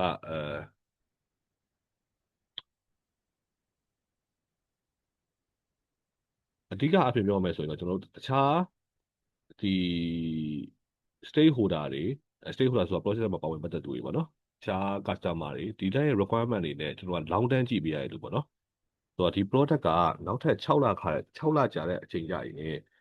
ငါတို့ကcustomer လက်ထဲ customer user 1 million လက်ထဲကိုငါရောက်အောင်ထည့်မယ်ဒါ product manager တို့ဘာလို့အရှေ့ကိုကြည့်ပေးရတယ်လို့ပေါ့နော် product တစ်ခုရဲ့အရှေ့ကိုကြည့်ပေးရတယ်လို့လေ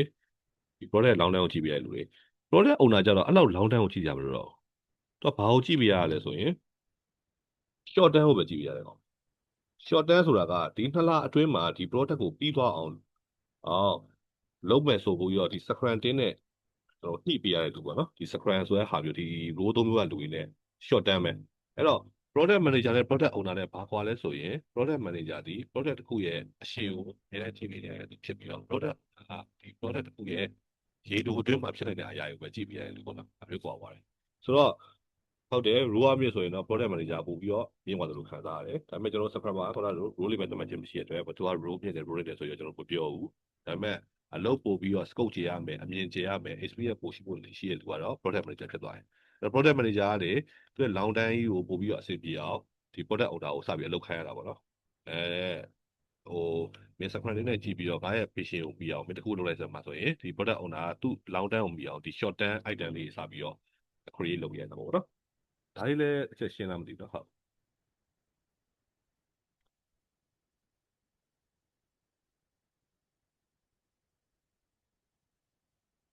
်မျက်စိရှုပ်တဲ့ဟာမျိုးပါညာဖြစ်သွားမှာဆိုတော့โอเคဒီအဲ့ဆိုရင်အဲ့ဒါတစ်ခု꿰ပြီဆိုကျွန်တော် product owner ကိုထပ်ပြီးတော့တခြားစပြီးတော့ရှင်းတော့မှာနော်အဲ့တော့ခုနကပုံစံမျိုးပြမယ်ဆိုရင်ကျွန်တော်ထားပါတော့အခု product တစ်ခုလုပ်ချင်တယ် product ကလည်းမျိုးဗျာပစ္စည်းငှားရ product ပေါ့ဗျာကျွန်တော်ပြီးခဲ့တဲ့ဘက်ကဥပမာပေးလို့ပဲကျွန်တော်က patient ကြီးရရှိပြီလား patient ကငါလူတွေဘယ်လိုပြီးတော့ပစ္စည်းလေးအောင်လုပ်မယ်အဲ့ဆိုကျွန်တော်က product manager ဖြစ်သွားပြီဒါပေမဲ့ကျွန်တော်ကအဲ့ပစ္စည်းကိုတီထွင်မှုအတွက် development တစ်ခုလိုလာပဲ product owner ကြီးလိုလာပဲ scrum ကိုစသုံးမယ်ဆိုရင်ဒီ role 3မျိုးလိုလာမယ်အဲ့လူတွေခံပြီးတော့ကျွန်တော် product owner ပြောလိုက်မယ်product owner ကြီးငါတော့ပစ္စည်းငှားတဲ့ app လုပ်ချင်နေတာငါရဲ့ patient ကြီးကဘယ်လောက်မြင်လဲအဲ့ဒါကို scrum လေးနဲ့ကြီးကျယ်လုပ်လိုက်တော့ဆိုပြီးပြောတဲ့ခါကျရင် product owner စပြီးလုပ်ရတာဒါမျိုးပေါ့နော်ဒီသဘောတရားပဲဆိုတော့ဒီလိုမျိုး product owner တွေပါဖြစ်လဲဆို product owner ကိုသူကကျွန်တော်စာရဆိုရင်value maximizer ပေါ့နော်သဘောတရားပါလဲဆိုရင် product တစ်ခုရဲ့တန်ဖိုးကိုမြင့်တင်ပေးရတယ်လို့အဲ့ဒီအချိန်မှာတန်ဖိုးဆိုတဲ့ကိစ္စစကားစပြီးပြောလာပြီပေါ့နော်အဲ့တော့အရင်တော့ဆိုရင်ကျွန်တော်တို့အလုပ်ခိုင်းတဲ့လူရှိတယ်အလုပ်လုပ်ပေးတဲ့လူရှိတယ်ဒါနဲ့တင်ပြီးသွားပြီနောက်ပိုင်းကျွန်တော်တို့ဒီဗမာပြည်မှာဆိုရင်လည်းကျွန်တော်ဟိုအရင်က webinar မှာပြောခဲ့သလိုပဲ2016နောက်ပိုင်းမှာဒီ mobile adoption rate ကအရင်မြင့်လာတယ်ပေါ့နော်လူတိုင်းကဖုန်းသုံးလာတဲ့ခေတ်ကြရင်ဖုန်းသုံးလိုက်ကြတဲ့အခါမှာtechnology ကအရင် strong ဖြစ်လာတယ်အဲ့တော့ငါတို့ကအလုပ်ကောင်းကောင်းလုပ်နေတာပဲ customer တွေကိုလက်ထဲထည့်ပေးနေတာပဲဆိုတာလောက်နဲ့ကိုကျွန်တော်ရဲလို့မရတော့ဘူးဒီ customer ရဲ့စိတ်ထဲမှာတန်ဖိုးလေးတစ်ခုပွင့်သွားအောင်ကျွန်တော်ပေးရမှာရမယ်ဆိုတော့တန်ဖိုးဆိုတာဥပမာဖြစ်ပြောရမယ်ဆိုရင်အင်ကြီးထုတ်တဲ့ company ပဲကြည့်လိုက်ဗျာလူတိုင်းကအင်ကြီးထုတ်နေကြပဲဒါပေမဲ့ဒီအင်ကြီးဝတ်တော့မှပိုကိုပြီးတော့စားသွားရလို့ထင်တာယုံကြည်မှုရှိသွားရလို့ထင်တာဒီလိုမျိုးစိတ်ကြည်နေမှုတန်ဖိုးတစ်ခုပေးနေတဲ့ဟာတော့မှလူတွေကဒီ brand ကိုဘယ်လောက်စေးကြီးပေးပြီးဝယ်သုံးနေရဗျာဒီ mindset ပဲအဲ့တော့ကျွန်တော်တို့နောက်ထပ် digital product ပေါ့နော် digital နည်းပညာပဲထုတ်ထားတဲ့ product တွေအားလုံးပါလေအဲ့လိုတန်ဖိုးလေးတစ်ခုဒီ application ကိုသုံးရတာကဘာကောင်းတယ်ဆိုတဲ့အရာမျိုးမပေးနိုင်ဘူးဆိုရင်ကျွန်တော်နောက်ကျကြနေပါပဲကျွန်တော်တို့ခုန product life cycle ရလို့ဆိုရင်ကျွန်တော်တို့ case sunset ဖြစ်သွားမှာပေါ့နော်တစ်ချိန်ကြာရင်ဆိုတော့ product owner တယောက်အနေနဲ့ကငါရဲ့ product ကလူတွေကိုဘယ်လို value ပေးနေရလဲဆိုတဲ့ဟာမျိုးကိုရှာဖွေရတယ်ပြီးတော့အဲ့ပေးနေတဲ့ value ကိုဘယ်လိုမြင့်တင်ရမလဲဆိုတော့စဉ်းစားရတယ်ဒီကောင် product owner ပဲအဲ့တော့ဒီ role 3ခု role 3ခုရပြောမယ်ဆိုရင်ဒီကောင်ကိုဘယ်လိုသတ်မှတ်လို့ရလဲဆိုရင်ဒီကောင်ကို CI လို့သတ်မှတ်လို့ရတယ်ဒီကောင်ရဲ့ decision ပေါ်မူတည်ပြီးဒီကောင်ရဲ့ land use ပေါ်မူတည်ပြီးတော့ကျွန်တော်တို့ product ကကောင်းခြင်းဆိုခြင်းတိတာတော့ပေါ့နော်ခုနဘလုံးဝဲဥပမာနဲ့ပဲကျွန်တော်ပြောရမယ်ဆိုရင်ဒီ product owner ကပဲရက်ကွက်ဝက်မှာကံမလား premier လေးမှာကံမလားဒါမျိုးဆုံးဖြတ်မဲ့ကောင်းပဲအဲ့တော့သူရက်ကွက်ဝက်မှာကံမယ်ဆိုရင်ဆုံးဖြတ်လိုက်ရင်တသိန်းလုံးကြီးက project တစ်ခုလုံးကရက်ကွက်ထဲရောက်သွားမှာပဲ premier လေးမှာကံမယ်ဆိုပြီးဆုံးဖြတ်လိုက်ရင်လည်း premier လေးကိုရောက်သွားမှာပဲဒီသဘောတရားပေါ့နော်ဆိုတော့ဒီကောင်ကဘာလုပ်ရလဲဆိုရင် product တစ်ခုရဲ့ value ကိုပိုပြီးမြင့်တင်အောင်လုပ်ပြရမယ်သူဆိုတော့စာရတော့ကျွန်တော်တို့သိသွားပြီဒီကောင်အခုဆိုကျွန်တော်က ARP ရဲ့ product owner ဆိုရင် ARP product ကိုလူတွေပို့ပြီးသုံးချင်လာအောင်ဒါတွေသုံးရတဲ့တန်ဖိုးကဘာလဲဆိုပြီးဖြစ်လာအောင်ကျွန်တော်ကမြင့်တင်ပြရမယ်သူပေါ့ဗျာအဲ့ဒီတော့ဖြစ်သွားပြီဆိုတော့အဲ့လူကဘာလုပ်အောင်မလို့ပေါ့နော်ရုံးထဲမှာလို့မနေ့9 to 5ထိုင်ပြီးစဉ်းစားနေရမှာလားစာရေးနေရမှာလားဒါတွေမမြင်သားတော့ဘူးပေါ့နော်အဲ့တော့ product owner ရဲ့အလုပ်ကိုင်တွေကိုကျွန်တော်စပြီးတော့စပြောတော့မယ်ဒီအထိကျွန်တော်ရှင်းလာမသိဘူးနော်ကျွန်တော်အကြိုင်ကနေ scrum ကိုဘာလို့သုံးတာတိုးသုံးမျိုးရှိတာဘရိုကဒီလိုအများကြီးတွေရှော့ချင်လို့သုံးမျိုးပဲသုံးတာဒါရှင်းပါရနော်ဟုတ်ပြီးရင်ကျွန်တော်ဒီ role 3မျိုးနဲ့ပတ်သက်ပြီးတော့ကျွန်တော်ဒီ assignment တွေထုတ်လိုက်လာမယ်ပေါ့နော်အဲ့ဒါလေးလုပ်စေချင်တယ်အဲ့ဒါဆိုရင်ဘယ်နေရာပဲဖြစ်ဖြစ် product owner role နဲ့ရှောက်ချင်တဲ့ခါကျရင်ဒါကျွမ်းကျွမ်းကျင်ဖြည့်နိုင်သွားပြီပေါ့နော် computer ရှိသွားပြီအဲ့ဒီ assignment လေးကဒါလေးလည်းကျွန်တော်လုပ်ထားအဲ့တော့ဒီလေး assignment ကြမှာလည်းတိုင်းတတ်နေပါဆိုလို့ပေါ့နော်အခုလည်းကျွန်တော်မရှင်းတာရှင်းမေးထားလို့ရတယ် okay အဲ့တော့ product owner ဆိုပြီးတော့တာဝန်ယူပြီးတော့အလုပ်စလုပ်ပြီးဆိုတော့လေ तू ကဘာလုပ်ရလဲဆိုတော့ product backlog ကိုစီမံခန့်ခွဲရတယ်ပေါ့နော်စီမံခန့်ခွဲ management ပေါ့နော်အဲ့တော့စပြီးအခုတော့ပြောပြီပေါ့နော် product owner ဆက်လို့ရတယ်အဲ့တော့ product backlog ဆိုတာဘာကြီးလဲဆိုပြီးစပြီးမေးတာရှိလာတယ်ဟုတ်ကဲ့ product backlog ဆိုတော့စပြီးရှင်းမယ်product backlog ဆိုတာကဒီ product မှာဘာတွေလုပ်မလဲဆိုရဟာအလုပ်စည်းကိုချရေးထားတဲ့ to do list ပဲဒါပဲဥပမာဖြင့်ခုနပြောလို့ပဲကျွန်တော်ကပစ္စည်းငှားတဲ့ app လုပ်ရှင်တယ်အဲ့တော့အောင်သေးရင်မင်းက product owner ပဲပစ္စည်းငှားတဲ့ app ကိုမင်းပဲကြည့်ချက်လုပ်လိုက်တော့ကွာဆိုကျွန်တော်ပြောလိုက်ပြီအဲ့ဒီမှာကျွန်တော်အဲ့ပစ္စည်းငှားတဲ့ app ဖြစ်ဖို့အတွက်လုပ်ရမယ့်စီးရင်တွေကျွန်တော်ချရေးရတာပဲဥပမာပစ္စည်းငှား app ဆိုရင်ငါဒီ login feature ပါရမယ်ခလုတ်တိတ်ပြီးသွားတယ်ဒီအောင်စဉ်းစားလိုက်အောင်ပဲကြည့်မလား forget password ထည့်ရင်ကောင်းမလားထည့်မယ်ကွာ forget password ထည့်ရမယ်အဲ့လိုမျိုးစီးရင်တွေကျွန်တော်ချရေးရမှာအထဲဝင်သွားရင်ဘာလုပ်ရမလဲဒါအဲ့ဒါကို product backlog လို့ခေါ်တယ်အဲ့တော့ product backlog ထဲမှာဘာတွေပါလဲလို့ပြောမယ်ဆိုရင်လုံးမဲ့ feature တွေပါတယ်ပြင်ဆင်ရမယ့် bug အမှားတွေပါတယ်ပြီးတော့ technical ဆိုင်ရာအလုပ်တွေပါတယ်sorry technical ဆိုင်ရာအလုပ်တွေပါမယ်နောက်ဆက်တစ်ခုကတော့ဘာလဲဆိုရင်ကျွန်တော်တို့လေးလာစူးစမ်းတဲ့အရာတွေပါတယ်ပေါ့နော်ဟာသူများတွေကဘာတွေလုပ်နေလဲဘယ်လိုဟာမျိုးတွေလုပ်လဲ acquisition ပေါ့နော်ဒါမျိုးတွေပါတယ်အဲ့တော့ feature အသစ်အနေနဲ့ခုနကကျွန်တော်ပစ္စည်းငှားရတဲ့အထက်ဆိုရင် login feature ပြီးသွားတဲ့ခါကျရင်ငါ search function လေးထပ်ချင်တယ်ဒါဒီ search function မှာလူတွေကပစ္စည်းကိုရှာလို့ရမှာဒါမျိုး feature product owner ရေးပေးရတယ်နော်အဲ့တော့ပစ္စည်းမှာကတော့ login feature တော့ပြီးသွားပြီဒါပေမဲ့တကယ် login ဝင်တဲ့အချိန်ကျရင်ဝင်မနေဘူးဖြစ်နေပါတော့အဲ့လို error တွေတက်နေရဆိုရင်လည်း bug အနေနဲ့ကျွန်တော်တို့ဒီ product backlog ထဲမှာထည့်ပေးရမယ်နည်းပညာဆိုင်ရာအလုပ်တွေဆိုရင်ဥပမာပြဘယ်လိုပြောရမလဲဆိုရင်server ကလူကငါတို့ရဲ့ application လုပ်မဲ့လူကထားပါတော့လူ1000 2000လောက်ရှိရဲဆိုရင်တော့ server ကတော့ဘယ် site လောက်ဖြစ်ရမယ်ဒါမျိုးတွေကိုကျွန်တော်တို့ကproduct backlog ထဲမှာထည့်ပေးရတယ်နောက်ထပ်လေးလာစူးစမ်းတဲ့ဟာတွေဆိုရင်ဘယ်လိုပြောလဲဆိုတော့ကျွန်တော်တို့ဥပမာအဖြစ်ငါတို့ပစ္စည်းခါတဲ့အခါမှာ payment system ပေါ့နော်ငွေပေးချေတဲ့ system တစ်ခုထည့်မယ်အဲ့လို system တစ်ခုထည့်မယ်ဆိုရင်KP ရဲ့ system ကကောင်းတာလား ERP ကကောင်းတာလားဘာ ကကောင်းမလဲ payment မှာဒါမျိုးတွေကျွန်တော်တို့လေ့လာထုတ်ပြန်ရတယ်ဆိုတော့product owner လို့ပြောတာ ਨੇ တန်ဖိုးတစ်ခုကိုပြည့်တည်ရမယ်တန်ဖိုးပြည့်တည်နေဆိုတာကဒီတိုင်းထိုင်ပြည့်တည်နေဆိုရင် on လို့ပြောမရဘူးအလောက်ကန်တစ်ခုနေတဲ့ product backlog ကိုစီမံခန့်ခွဲရမယ်အဲ့တော့စီမံခန့်ခွဲတဲ့ဆိုတဲ့ product backlog ကြီးကပါလဲဆိုရင် product နဲ့ပတ်သက်ပြီးလုံးချရှိတဲ့ဟာတွေကိုချရေးထားတာပဲချရေးထားတဲ့ဟာတွေကပါမလဲဆို feature တွေ bug တွေ technical ဝတွေ knowledge တွေပါတယ်ဒီရှင်းလားမသိဘူးနော်ဟုတ်ပြီးရင်ကျွန်တော်ဟို industry ရဲ့ကျွန်တော်တို့တကယ် corporate မှာ product backlog ဘယ်လိုလုပ်တယ်ဆိုတဲ့ဟာတွေကိုတပုံလေးပြပေးပါမယ်နော်ဒီရှင်းလားမသိဘူး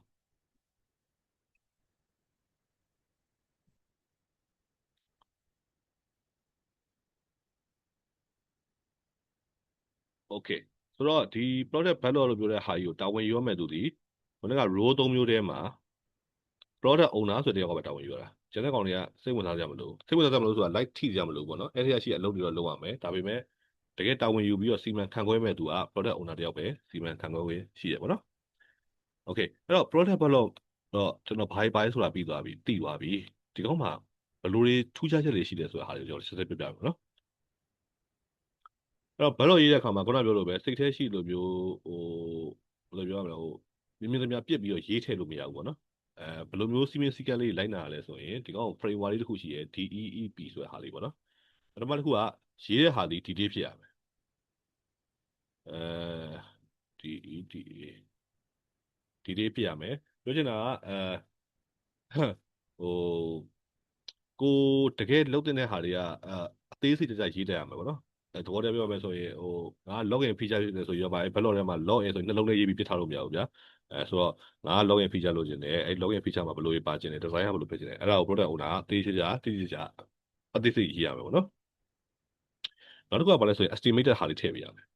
အလုပ်တစ်ခုချင်းစီကဘယ်လောက်ကြာမလဲဘယ်လောက်ခက်ခဲနိုင်မလဲဆိုတဲ့ဟာလေးကို estimated ကိုယ့်အကူတွေးထားတဲ့ဟာလေးအနည်းဆုံးရှိထားမယ်ပေါ့နော်နောက်တစ်ခုကကျွန်တော် emergent ပေါ့နော် emergent ဆိုတာဘာလဲဆိုရင်ဒီ product backlog တွေကထည့်ထားတဲ့ခုနဟို feature ဖြစ်ဖြစ် bug ပဲဖြစ်ဖြစ် DI ပဲဖြစ်ဖြစ်အဲ့ဒါကြီးကအသေးကြီးဖြစ်မနေဘူးလိုအပ်ရင်လိုအပ်သလိုဈေးကွက်အရာကျွန်တော်ပြောင်းလဲပေးနေရမယ်ဒါပေါ့နော်နောက်တစ်ခုက P ကတော့ prioritize ပေါ့နော် sorry အရေးကြီးတဲ့အလုပ်တွေဒီ product backlog ရဲ့အပေါ်ဆုံးထိပ်ဆုံးမှာရှိနေရမှာပေါ့နော် ဆိုတော့ဒါ product backlog အကြောင်းပေါ့နော်အဲ့တော့ကျွန်တော် industry ရဲ့ဟာလေးကိုတစ်ချက်ပြပေးမယ်အဲ့ဒါဆိုရင်ပို့ပြီးတော့မြင်သာထင်သာရှိသွားပြီဒါပေမဲ့ဆိုကျွန်တော်အခုလက်ရှိအလောက်ကဟာပေါ့နော်လောကဟာတော့တချို့ဟာတွေက confidential ဖြစ်တယ် confidential ဖြစ်တော့ကျွန်တော် ticket တစ်ခုချင်းစီကိုဖွင့်တော့မပြတော့ဘူး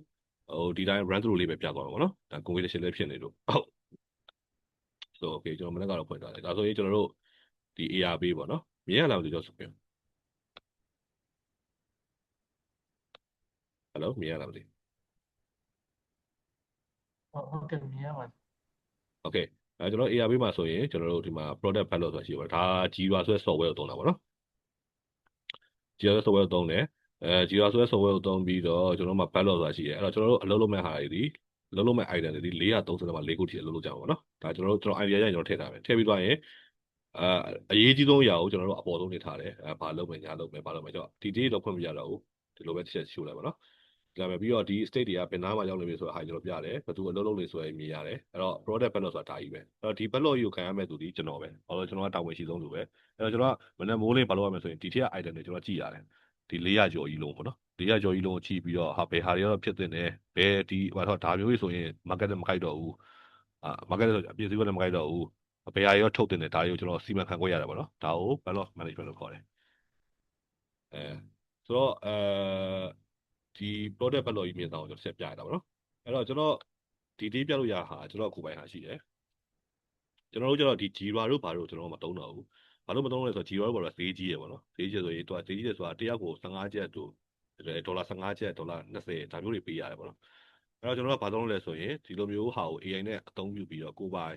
project management tool တခုကိုရေးပြလိုက်တယ်ပေါ့နော်ရေးလိုက်တယ်ရေးတဲ့အခါမှာကျွန်တော်နာမည်ကတော့ OS လို့ပေးထားတယ်နောက်ပိုင်းဟိုဈေးကွက်ထဲထား launch လုပ်တော့ပေါ့နော်ဒါ launch လုပ်မဲ့ဈေးကွက်ထဲ project တခုလည်းပါတယ်ကိုယ်ပိုင်ဟာလို့လည်းကိုယ်ပိုင်ဟာဆိုတော့ကိုယ့်ကိုစိတ်ကြိုက်control လုပ်လို့ရတယ်နောက်တစ်ခုကပတ်စံလည်းပေးတယ်မလို့ပေါ့နော်လုပ်ထားတယ်နောက်တစ်ခါမှာကျွန်တော်တို့ဒီမှာဆိုရင်လည်းကျွန်တော်တို့အပြင်မှာဒီ business brand တွေရဲ့ product တွေအများကြီးရှိပါတော့ product ကဆိုရင်9ခုလောက်ရှိတယ်အဲ့ထက်မှာဆိုရင်ကျွန်တော်တို့ကဒီမှာဆိုရင်လည်း user request တွေနဲ့ကျွန်တော်တို့ကဒီမှာ ticket တွေဖွင့်တယ်ဒါဆိုလည်း backlog ကြီးပဲပေါ့နော်အမှန်ပြောရမယ်ဆိုရင်ဒီ user request ဆိုတာ backlog သဘောမျိုးပဲအဲ့ backlog မှာဒီအလုပ်တွေကပဲချိန်ပြီးသွားပြီလေ in progress ရောက်နေလား develop ပြီးသွားပြီလားတန်းပြီးသွားပြီလားဒါမျိုးတွေကိုကျွန်တော်ဒီမှာ ticket တွေဖွင့်ပြီးတော့ကျွန်တော် product owner တွေနဲ့စဉ်းစားပြီးရေးတယ်ဆောင်ရွက်တယ်ပေါ့နော်ဆိုတော့ပြီးတော့နောက်တစ်ခုကြုံချက်လို့ကျွန်တော်ပြောမယ်ဆိုရင်ဒီ tools တွေကအလောက်ထိသုံးတတ်ဖို့လိုနေပေါ့နော် tools တွေက very friendly ဖြစ်တယ် tools ဆိုတာကျွန်တော်တို့ Jira တို့ Clip app တို့ဒါမျိုး tools တွေကလုပ်ငန်းခွင်ထဲရောက်သွားရင်သူကတကြံတော့မှာပဲဟိုတက်တက်ကြီးတင်းနေကြမလို့ပေါ့နော်တကယ်လို့ကိုကမှစိတ်ပူတတ်တယ်ဆိုရင်လည်းဒီ YouTube တို့ဘာလို့ကနေhow do you Jira တို့ဘာလို့အဲ့ဒီချက်ကြည့်ကြည့်ထားလိုက် very simple သုံးရတာလည်းလွယ်ကူတယ်အဓိကဘာလဲဆိုရင်အဓိကဒီ tools ကိုသုံးပြီးအထက်မှာထည့်တဲ့ idea မရမှာပဲစိတ်ပူပါပေါ့နော်ကျွန်တော်စိတ်ပူနေနေတာဘာလို့ဆိုတော့ product သမားတယောက်နေတယ်ကို product ကိုလုပ်ရှင်တဲ့အခါကျရင်ကျွန်တော်တို့အရန် open မမအရန်ဆင်ပြေတယ် open မမဆင်ပြေဆိုတာကိုယ့်ရဲ့တကွေးတကားအတွေးထဲမှာတော့ဒါတော့ sport ပဲချိန်ရည်ဒါပေမဲ့တကယ်ဟိုလူလက် customer လက်ထက်ချပြတဲ့အချိန်ဖြစ်ဒီရရကနေအဲ့လိုမျိုးဟိုတရောင်းတရာနေပေါ့နော် community ထားဟိုက်ပြီးဖြစ်အဲ့ဟာမျိုးကျွန်တော်မေးတာရေးပဲအဲ့တော့ product သမားတယောက်နေအဲ့လို end to end စဉ်းစားတတ်မဲ့ logic ကြီးအရေးကြီးတယ်ဗျအဲ့လိုမှမဟုတ်ဘူးဆိုရင်ကျွန်တော်တို့ကဒီ production level ရောက်မှဟို SK တွေပြောပေါ့နော်အဲ့လိုကြီးဖြစ်တာ SK ဆိုတာကျွန်တော်မထင်ထားခဲ့တဲ့မာတွေ bad တွေဒါမျိုးတွေပေါ့နော်ဖြစ်တယ်အဲ့တော့ tools ကိုတော့စိတ်ကြမလို့ဘူး tools ကဘယ်သူမှတုံးတက်ဖို့တွေ့တယ်အဓိက end to end စဉ်းစားတဲ့အလေးချင်းရဲ့ product တစ်ခုကိုအောင်မြင်အောင်လုပ်နိုင်ဖို့အတွက်တွေးခေါ်ရပါတော့ဒါမျိုးတွေပိုရေးကြီးပါတော့ဒါမျိုးတွေပိုရေးစားပြီးတယ်တော့ကျွန်တော် backlog မြေတောင်ပြရတာ backlog ဆိုတာလို့ပဲကျွန်တော် graph ကောင်းတဲ့အရာပြပါဆိုပြီးတယ်လုပ်ဆက်ရှယ်လုပ်တွေကို backlog ကြီးထဲမှာပြည့်စက်ထားတယ်အများကြီးရှိရပါတော့โอเคကျွန်တော်အဲ့ဒါဟိုဖြစ်ရင်9မိနစ်လောက်အချိန် break ပြီးပါတော့တော့မေးကြရှိရလေးတွေးကြရှိတွေးချပါတော့17နာရီမှတက်တယ်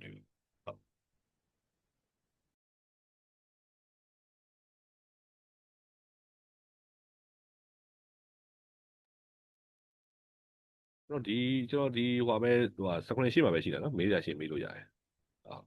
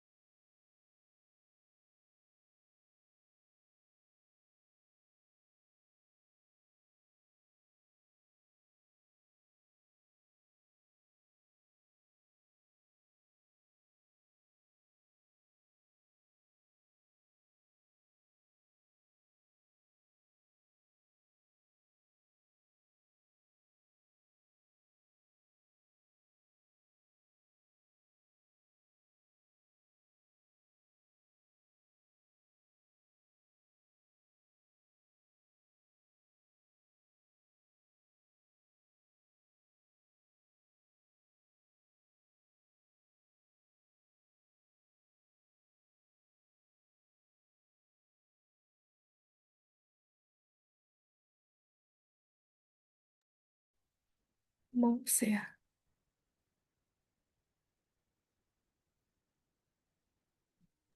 ဟုတ်ကဲ့ဟုတ်ပြောပါဟုတ်ကြားပါတယ် ကွာတစ်ခုလောက်မေးချင်လို့ပါရှင်ဟုတ် ဟုတ်ကဲ့မေးပါ ဟုတ်ခုနကပေါ့နော်ဘတ်လို့ရအများကြီးပေါ့နော်400ကျော်လောက်အဲ့ဒီဥစ္စာတွေကို priority ခွဲပြီးတော့ fix တယ်ပေါ့နော်developer တွေကို assign ချတယ်အဲ့ဒါပြီးသွားတဲ့ခါကျလို့ရှိရင် stakeholder တွေကိုဘယ်လို delivery လုပ်ပေးလဲပေါ့နော်အဲ့ဒါလေးသိချင်လို့ပါဟုတ် ဟုတ်ကဲ့အဲ့ဒါကကျွန်တော်တို့ဒီ role 3မျိုးပြီးသွားတဲ့ခါကျရင် advanced 4မျိုးartifact 3မျိုးဒါပြီးမှကျွန်တော် sprint ဆိုတဲ့ဟာစပြောရင်တော့ပုံပြီးရှင်းတော့ဘူးเนาะဒါပေမဲ့ဒီမှာ brief အနေနဲ့ဆိုရင်ကျွန်တော်ကအဲ့ဒါကကျွန်တော် sprint review ဆိုတာမျိုးရှိတယ်အဲ့ meeting ဆိုတာရှိတယ်အဲ့တော့ကျွန်တော်မြင်အောင်တစ်ချက်ပြောလိုက်ပါเนาะဒါကနည်းနည်းလေး brief အနေနဲ့ကြိုပြီးတော့ပြောလိုက်မယ်နောက်ပိုင်းမှာတော့ detail ကျွန်တော်ပြောပါမယ်เนาะ detail ပြောမယ်ခါပြီးပြောလိုက်မယ်ဥပမာအဖြစ်ဆိုရင်ကျွန်တော်တို့ကဒီမှာဆိုရင်ကျွန်တော်တို့400ကျော်ရှိရပါเนาะအဲ့400ကျော်ကြီးကျွန်တော်ကမလုပ်ဘူးအမှကျွန်တော် sprint ဆိုတဲ့ခေါ်ပေါ်ရှိတယ်အဲ့400ကျော်တွေကဒီ sprint မှာကျတော့ဘယ်နှခုလုပ်မယ်ဆိုတဲ့ဟာမျိုးကျွန်တော်ပယ်သွားရှိတယ်အမှဆိုရင်21ဖေဖော်ဝါရီကနေ12မတ်ထိမှာအလုပ်85ခုပဲလုပ်မှာဒါမျိုးပေါ့နော်ဒီက400ကျော်စီးတဲ့ကနေကျွန်တော်85ခုကိုပဲရွေးထုတ်ပါတယ်ရွေးထုတ်သွားပြီးတော့အဲ့ရက်အတွင်းမှာပဲ85ခုလောက်ပဲလုပ်တယ်ဒါပေမဲ့အလုပ်ကပြီးလားမပြီးလားဆိုတာကိုကျွန်တော်ကန်ဒီကမှပြောလို့မရဘူးအဲ့ဒီအချိန်မှာအလုပ်ပဲချိန်ပြီးလားမပြီးလားကိုဆန်းစစ်တဲ့ meeting ဆိုတာရှိတယ်အဲ့ meeting ကိုကျွန်တော် sprint review လို့ခေါ်တယ်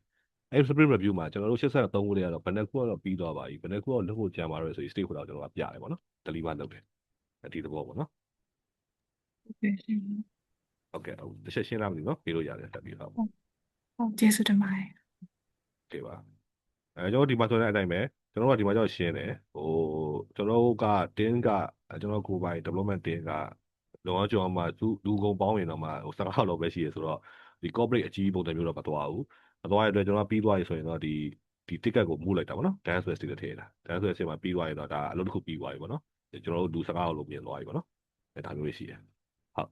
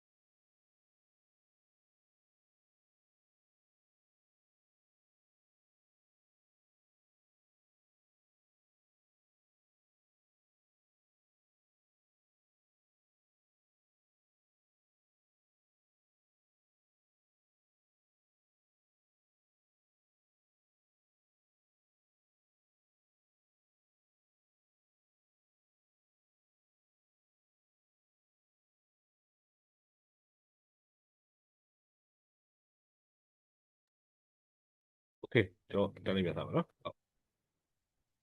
ဟုတ်ဒီဘိုင်းတွေကခုနကဟာပါကဲ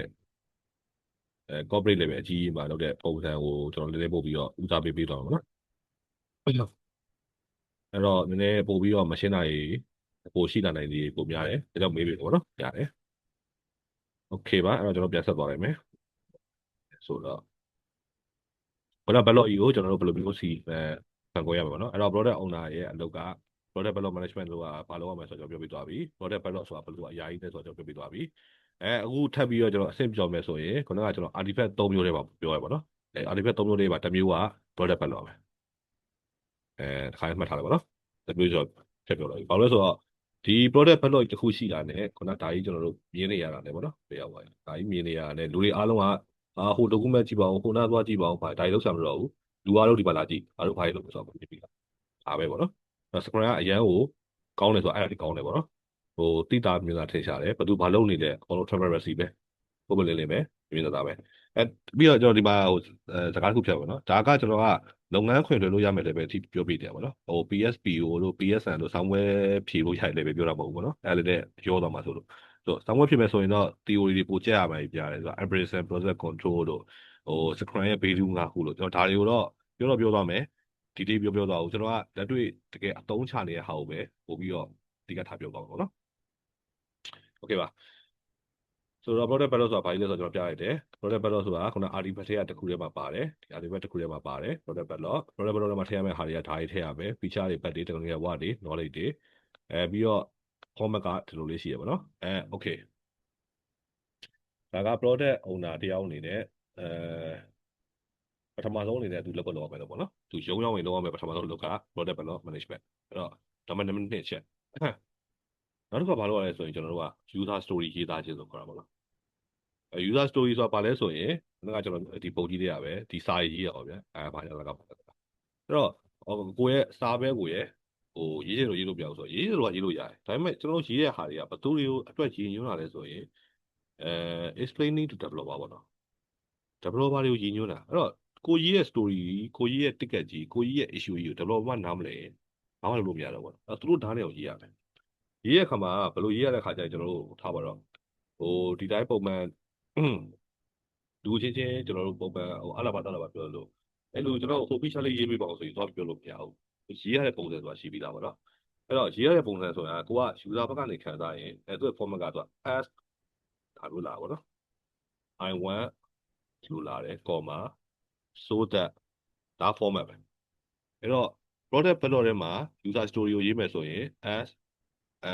နောက်ကတစ်ခုလာမယ် I want တစ်ခုလာမယ် so that တစ်ခုလာမယ်ပေါ့နော်သဘောတည်းပြောမယ်ဆိုရင်ကိုကခုနကျွန်တော်ပစ္စည်းတွေ့တဲ့ feature ပဲထားပါတော့as a user တယောက်အနေနဲ့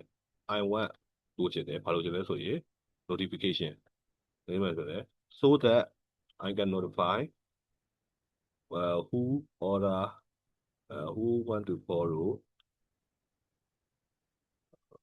my step ပေါ့နော်ဘောတယ်ပြောမယ်ဆိုရင်တယောက်ကနေအဲ့လူရဲ့ပစ္စည်းကိုငှားချင်ပါတယ်ဆိုပြီးတော့ခလုံးနေတဲ့အခါမှာပစ္စည်းပိုင်ရှင်က notification လိုချင်တယ်user တယောက်အနေနဲ့ so that I can notify who want to borrow my step ငါရဲ့ပစ္စည်းတွေကိုဘယ်သူကလာပြီးငှားချင်တယ်ဆိုတာကိုသိတာ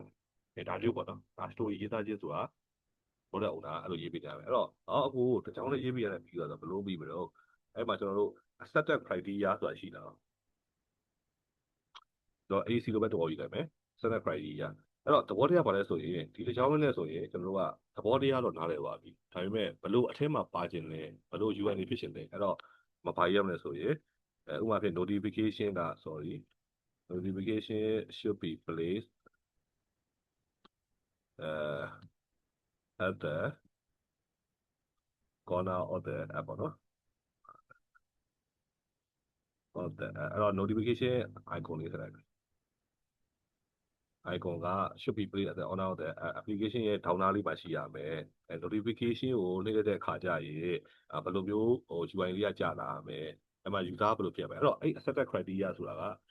ဒီကိစ္စကိုလုပ်ရင်တော့ဒီလိုမျိုးဟာတွေကပါတဲ့နယ်ဆိုတဲ့ဟာမျိုး accepted criteria လို့ခေါ်တာဗျာသိရမှာအဲ့ဖြစ်တဲ့အတွက်အဲ့ accepted criteria တွေတေးစိတ် product owner ရေးပေးနိုင်ရမယ်လိုရင်လိုအပ်သလို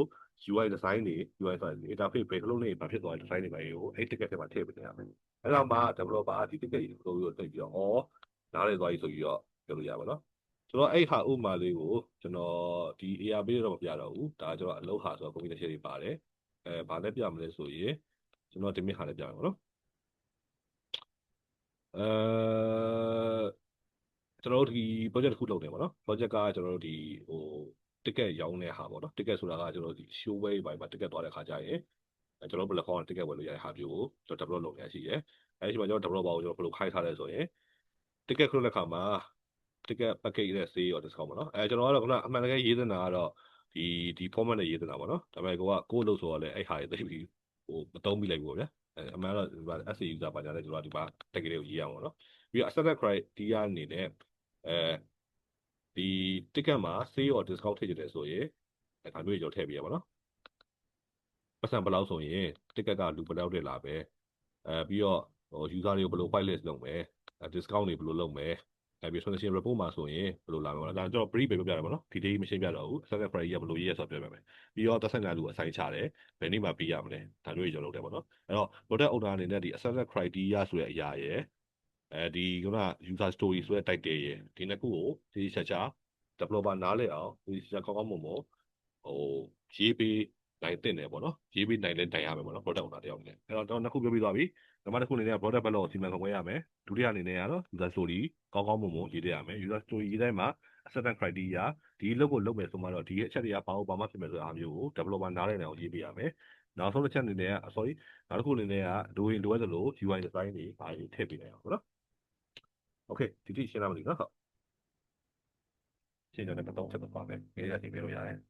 user story နဲ့ပတ်သက်ပြီးတော့ပေါ်တာလဲချက်ရှင်းတယ်ကျွန်တော်ပြောပြတယ်နော်ဟုတ်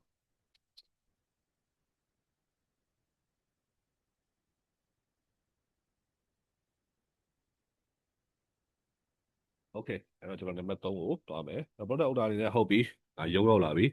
product backlog management လုပ်လို့ရပြီလုပ်ရမယ်ဆိုတာငါသိပါပြီ user story တွေလိုရလို့ရေးရမယ်ဆိုတာသိပါပြီနံပါတ်3ချက်အနေနဲ့ဘာလုပ်လို့ရမလဲဆိုရင်ကျွန်တော်တို့ stakeholder ပေါ့နော်သူအတူကောက် SDK သုံးလိုက်မယ်ဘာလုပ်ရမလဲဆိုရင်ကျွန်တော်ကညှိနှိုင်းခြင်းပေါ့နော်အဲ့တော့ဘာလုပ်မလဲဆိုတော့သူကတရားတစ်ခုပဲ stakeholder တစ် bridge ပေါ့နော်ဘောရရလာမယ်ဆိုရင်အမှထားပါတော့ကျွန်တော်တို့စီကို marketing တရားတွေကလာပြီဟဲ့ product owner ကြီး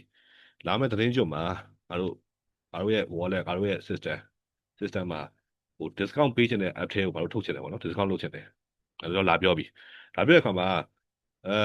ခုနမြင်တဲ့အတိုင်းပဲလုံးဝမဲ့အလုပ်တွေက900ကျော်400ကျော်300ကျော်ဖြစ်တယ်ဒီကြားထဲမှာသူကအဲ့လိုအနီးနားကတ်တဲ့အချိန်ကျမှတခုလုပ်ချင်တယ်လာပြောပြီ marketing ရတယ်အဲ့ဒီမှာ product owner တယောက်အနေနဲ့အဲ့ work load ကိုညှိတက်ရမယ်ပေါ့နော်developer တွေကတော့တော့များနေပြီသူထည့်မဲ့ feature ဆိုရင်အချိန်ကဘယ်လိုလုပ်ကြာမှာအလုပ်ပြီးသွားနိုင်တယ်ဘာလို့လဲဆိုတော့ကျွန်တော်ခဏခဏပြောလို့ပဲအကြိုင်းကိုတုံးပြီးဆိုတဲ့ဟာ sustainable work pace ပေါ့နော် developer တွေကို exhausted မဖြစ်ရအောင်အလုပ်ပင်ပန်းသွားပြီးဖြစ်ရအောင်အစတွေကညီမျှ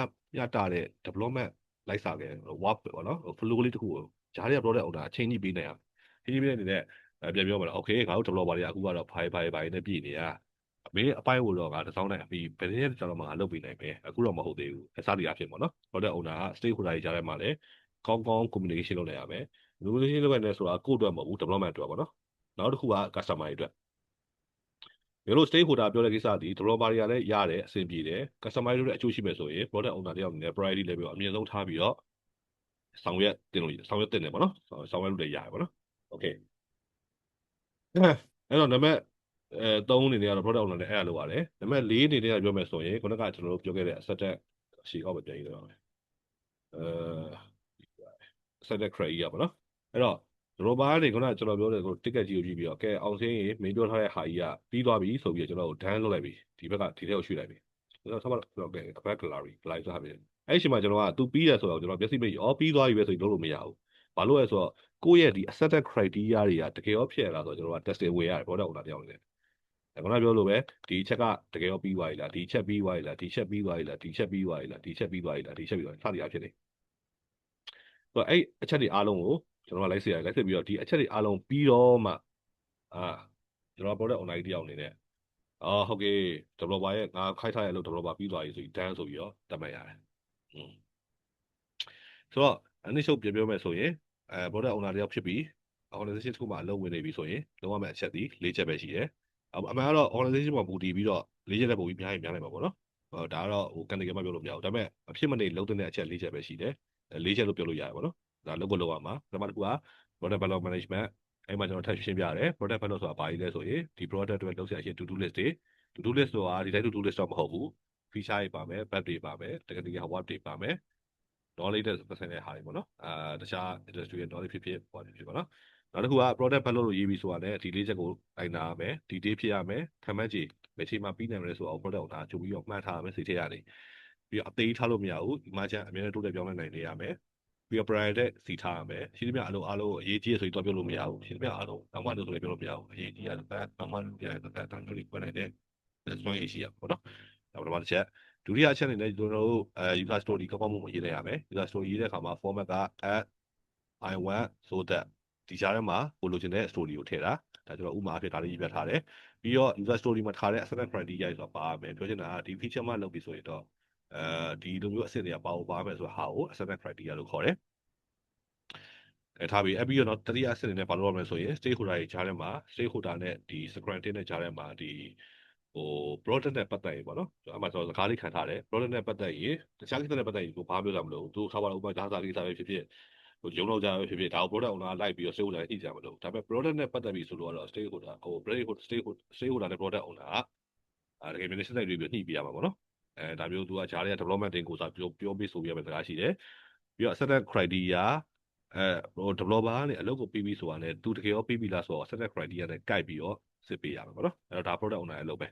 ဆိုတော့ရုပ်ရည်ကြည့်လိုက်မယ်ဆိုရင်ဟာ product owner ဆိုတဲ့အလုပ်ကြီးကကောင်းလာပြီလားပေါ့နော်ကျွန်တော်ပထမဆုံးစပြီးကြားတော့ဆိုရင်ဒီလိုမျိုးအလုပ်တွေကတကယ်လို့ဒီမှာလို့ရှိရောတေရောတေချာပါလားဆိုတော့တကယ်ရှိတယ်ပြီးတော့နောက်တစ်ခုကအရန်လဲအရေးကြီးတဲ့လုပ်တွေတော့ပဲဖြစ်လာတယ်ဘာလို့ဆိုတော့ဒီ product တစ်ခုရဲ့ကောင်းခြင်းဆိုးခြင်းအကုန်လုံးကဒီကောင်းကြီးတစ်ခါပေါ်မှာမူတည်တာပြောချင်တော့ဒီကောင်တစ်ခွက်ရှိတာမှားသွားရင်မှားပြီပေါ့နော်ကြောင်းလဲရောက်သွားလိမ့်မယ်မှန်သွားရင်လည်းမှန်သွားတော့အကျိုးကျေးဇူးတွေအများကြီးရမယ်ဆိုတော့ဘာလို့ management ဆိုတဲ့အခါမှာအမစကားပြောလာတယ် product owner တယောက်တည်း decision ပြီးတော့နောက်တစ်ခုပို့ပြီးတော့ကျွန်တော်တို့ scrum မှာပို့ပြီးတော့ cut တက်ထားတာပါလဲဆိုရင်ဒီ product backlog ကြီးတစ်ခုလုံးကြီးကိုကျွန်တော်ခုနပြောတဲ့ဓာတ်ကြီးတစ်ခုလုံးကြီးကိုကိုင်ရမဲ့သူကတယောက်တည်းဖြစ်ရမယ်တရူးရဲမဟုတ်ဘူးနော်one person ပဲဖြစ်ရမယ်ဒီ product backlog ကြီးကိုကျွန်တော်ကလည်းဝင်ပြီးတော့ priority စီမယ်ဟိုနောက်ထပ် product owner အဲ့လုံးဝလုံးဝမရှိဘူးတူတယောက်တည်း product owner တယောက်တည်းရပဲဒီခုန backlog ကြီးကိုကိုင်ပြီးတော့ manage လုပ်ရမှာဆိုတော့စဉ်းစားကြည့်ဗျာအလုပ်ပေါင်းရာချီထောင်ချီဖြစ်နေတဲ့ backlog ကြီးတွေမှာဘယ်လုပ်ကတော့အမြင့်ဆုံးဖြစ်နိုင်တယ်ဘယ်လုပ်ကတော့ user ကြီးကြိုက်နိုင်တယ်ဘယ်လုပ်ကတော့မလုပ်တင်ဘူးဆိုတဲ့ဟာကိုလူတယောက်တည်းကစဉ်းစားတဲ့အလုပ်ဆိုတာအဲ့လိုကြီးကလွဲမနေတော့ဘူးအဲ့လိုပြန်စဉ်းစားရခဲ့တာကြတယ်ဘာလို့လဲဆိုတော့ဟိုကျွန်တော်တို့ကဒ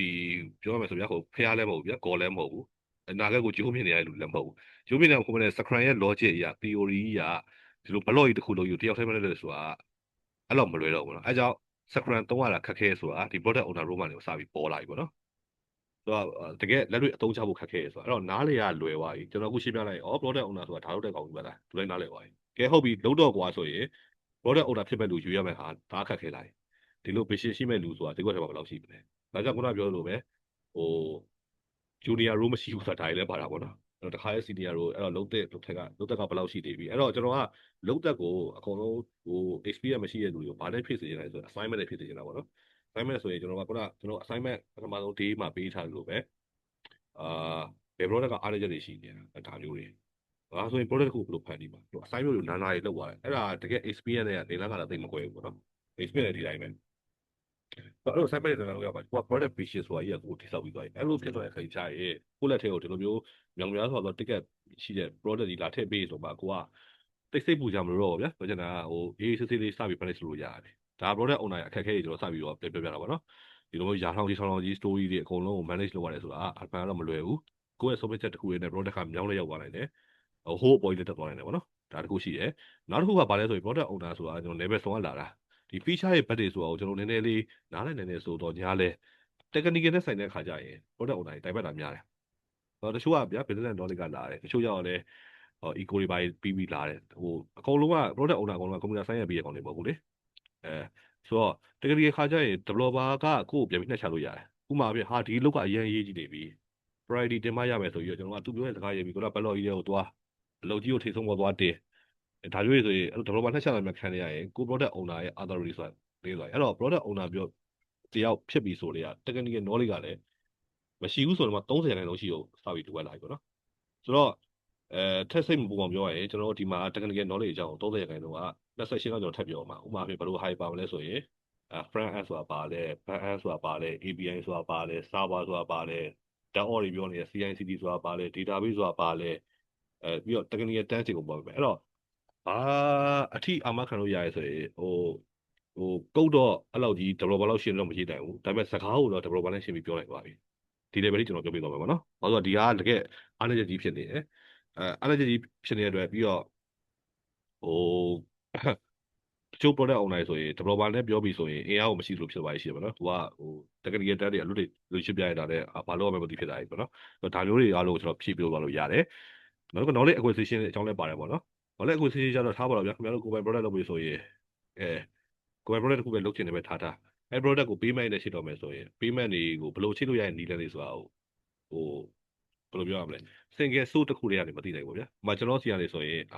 MU နဲ့ချိန်မလား payback gateway နဲ့ချိန်မလား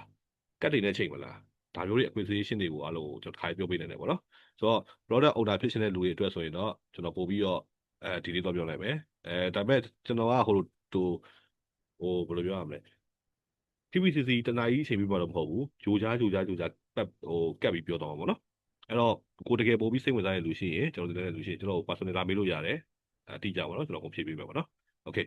ဆိုတော့product owner ရဲ့အခက်အခဲအကြောင်းလေးနည်းနည်းရှင်းပြသွားပြီပြီးတော့ user story ရေးရလည်းအတိုင်းပဲ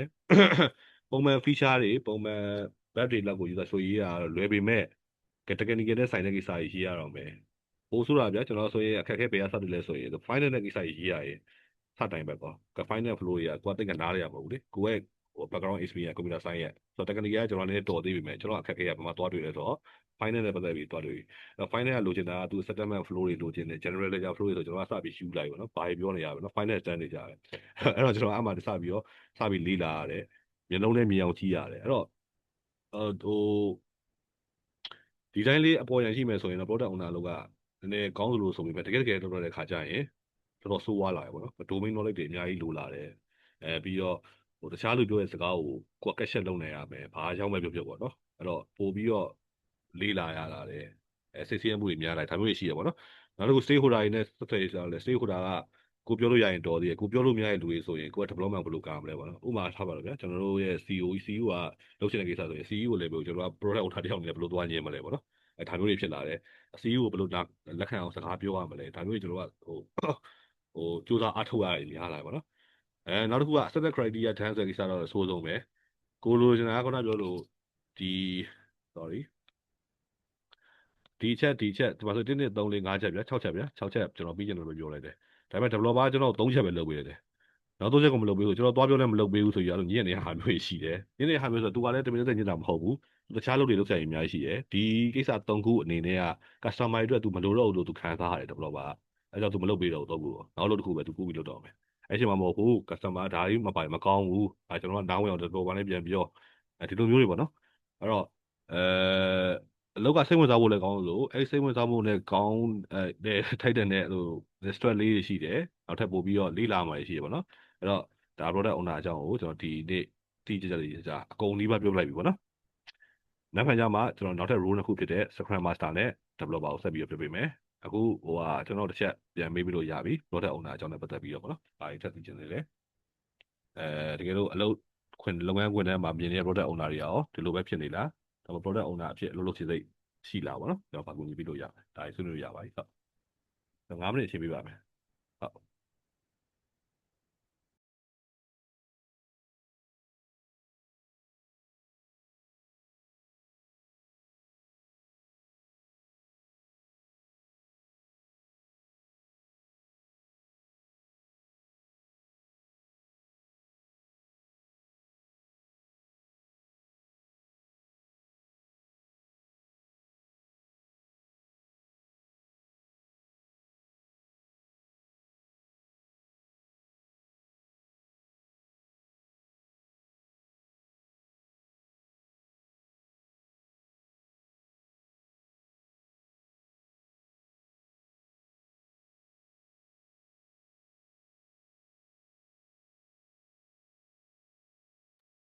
ဘိုင်းနဲ့မေးရမှာအဆင်ပြေဘူးဆိုရင်တော့ချက်ထည့်ရလှမ်းပေးလို့ရတယ်နော်ဟုတ်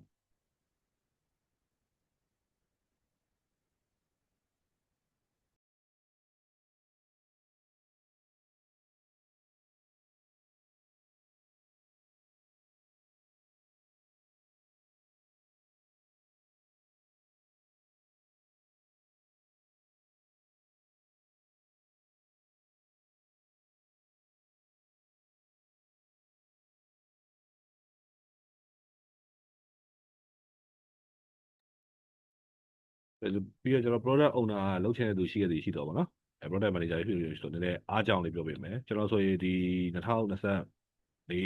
2026ပေါ့နော်နှစ်နှစ်အတွင်းမှာ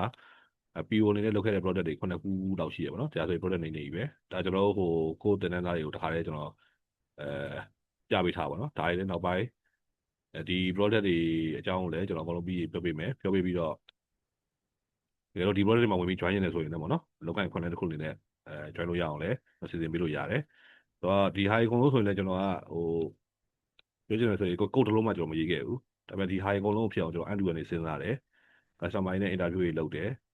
ပြီးတော့ backlog ထဲမှာလိုအပ်တဲ့အကြောင်းအရာတွေထည့်တယ် request တွေထည့်တယ်ပြီးတော့ဒီဟာတွေကိုဖြစ်နိုင်ဖို့အတွက်ကျွန်တော် developer တွေကိုတွန်းအားပေးရပါတော့ဆိုတော့ကိုနီးပညာလည်းအဆက်အသွယ်အပြတ်မသွားဘူးအကုန်လည်းအလောက်ရေးစရာမလိုဘူးဒါပေမဲ့ product လမ်းကြောင်းထဲမှာလည်း sorry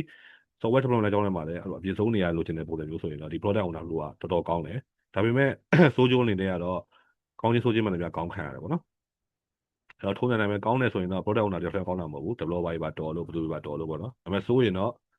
ဒီ product owner decision ချတာအသုံးမကျလို့ပေါ့နော်ဒါမျိုးလေးခံစားမှုတွေရှိတယ်ပြီးကိုယ့်ထက် role level မြင့်တဲ့လူတွေနဲ့စကားပြောတဲ့အခါမှာကိုပြောချင်တဲ့စကားကိုသူတို့လက်ခံနိုင်အောင်ပြောနေဆိုရင်စွမ်းရည်အများကြီးလိုတယ်ပေါ့နော်ဆိုတော့အဓိကဒီတင်တဲ့ concept ကလည်း product တစ်ခုကို product manager တယောက်အနေနဲ့ product သမားတယောက်အနေနဲ့ဘယ်လိုမျိုးအတူအဈေးကွက်ထရောက်တဲ့အထိ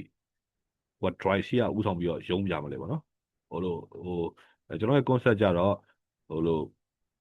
များကို AI နဲ့ app တစ်ခုရေးလိုက်ပြီဗျာလူတိုင်းလည်းရေးနေကြတာပဲဘယ်သူမှမသုံးရင်ဒါကြီးကအနာနဲ့ပြီးသွားပြီပေါ့နော်တပတ်ကြာရင်အဲ့လိုမဟုတ်ဘူးလူတိုင်းသုံးလာနိုင်အောင် product သမားတွေလည်းဘယ်လိုစဉ်းစားမလဲဘယ်လိုစိတ်ခေါ်ရသွားမလဲပေါ့နော်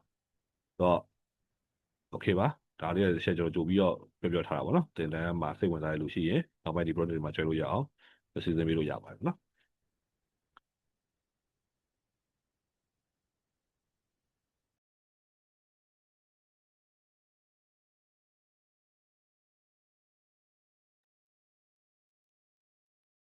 โอเคကျွန်တော်ရှင်းပြပေးမယ်အဲ့တော့ဒါကတော့ tools for ပုံပြီးမူတည်သွားပါတော့ tools for ပုံပြီးမူတည်သွားတယ်ဆိုရင်ကျွန်တော်ဘယ်လိုလုပ်ရင်ကောင်းမလဲဆိုတော့အဓိကပြ tools တွေကလည်းဈေးကြီးရတယ်ပါတယ်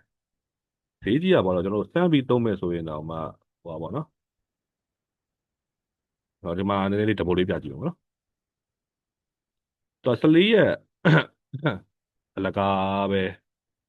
သုံးလို့ရရင်များတယ် license control version ရှိတယ်14ရက်ပဲသုံးလို့ရမယ်ပြီးတော့အဲ့နော်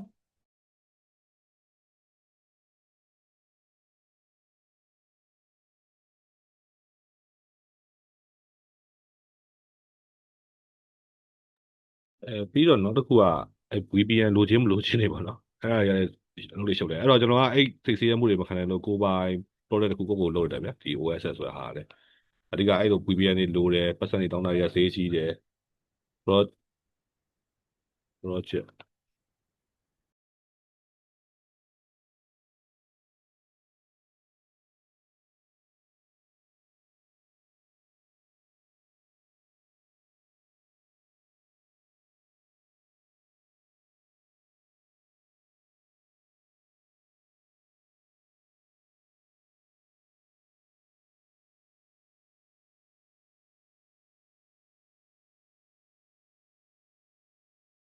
okay ရသွားပြီအဲ့တော့စမ်းသုံးခြင်းလည်းဆိုရင်ကျွန်တော်တို့ဒါလေးကို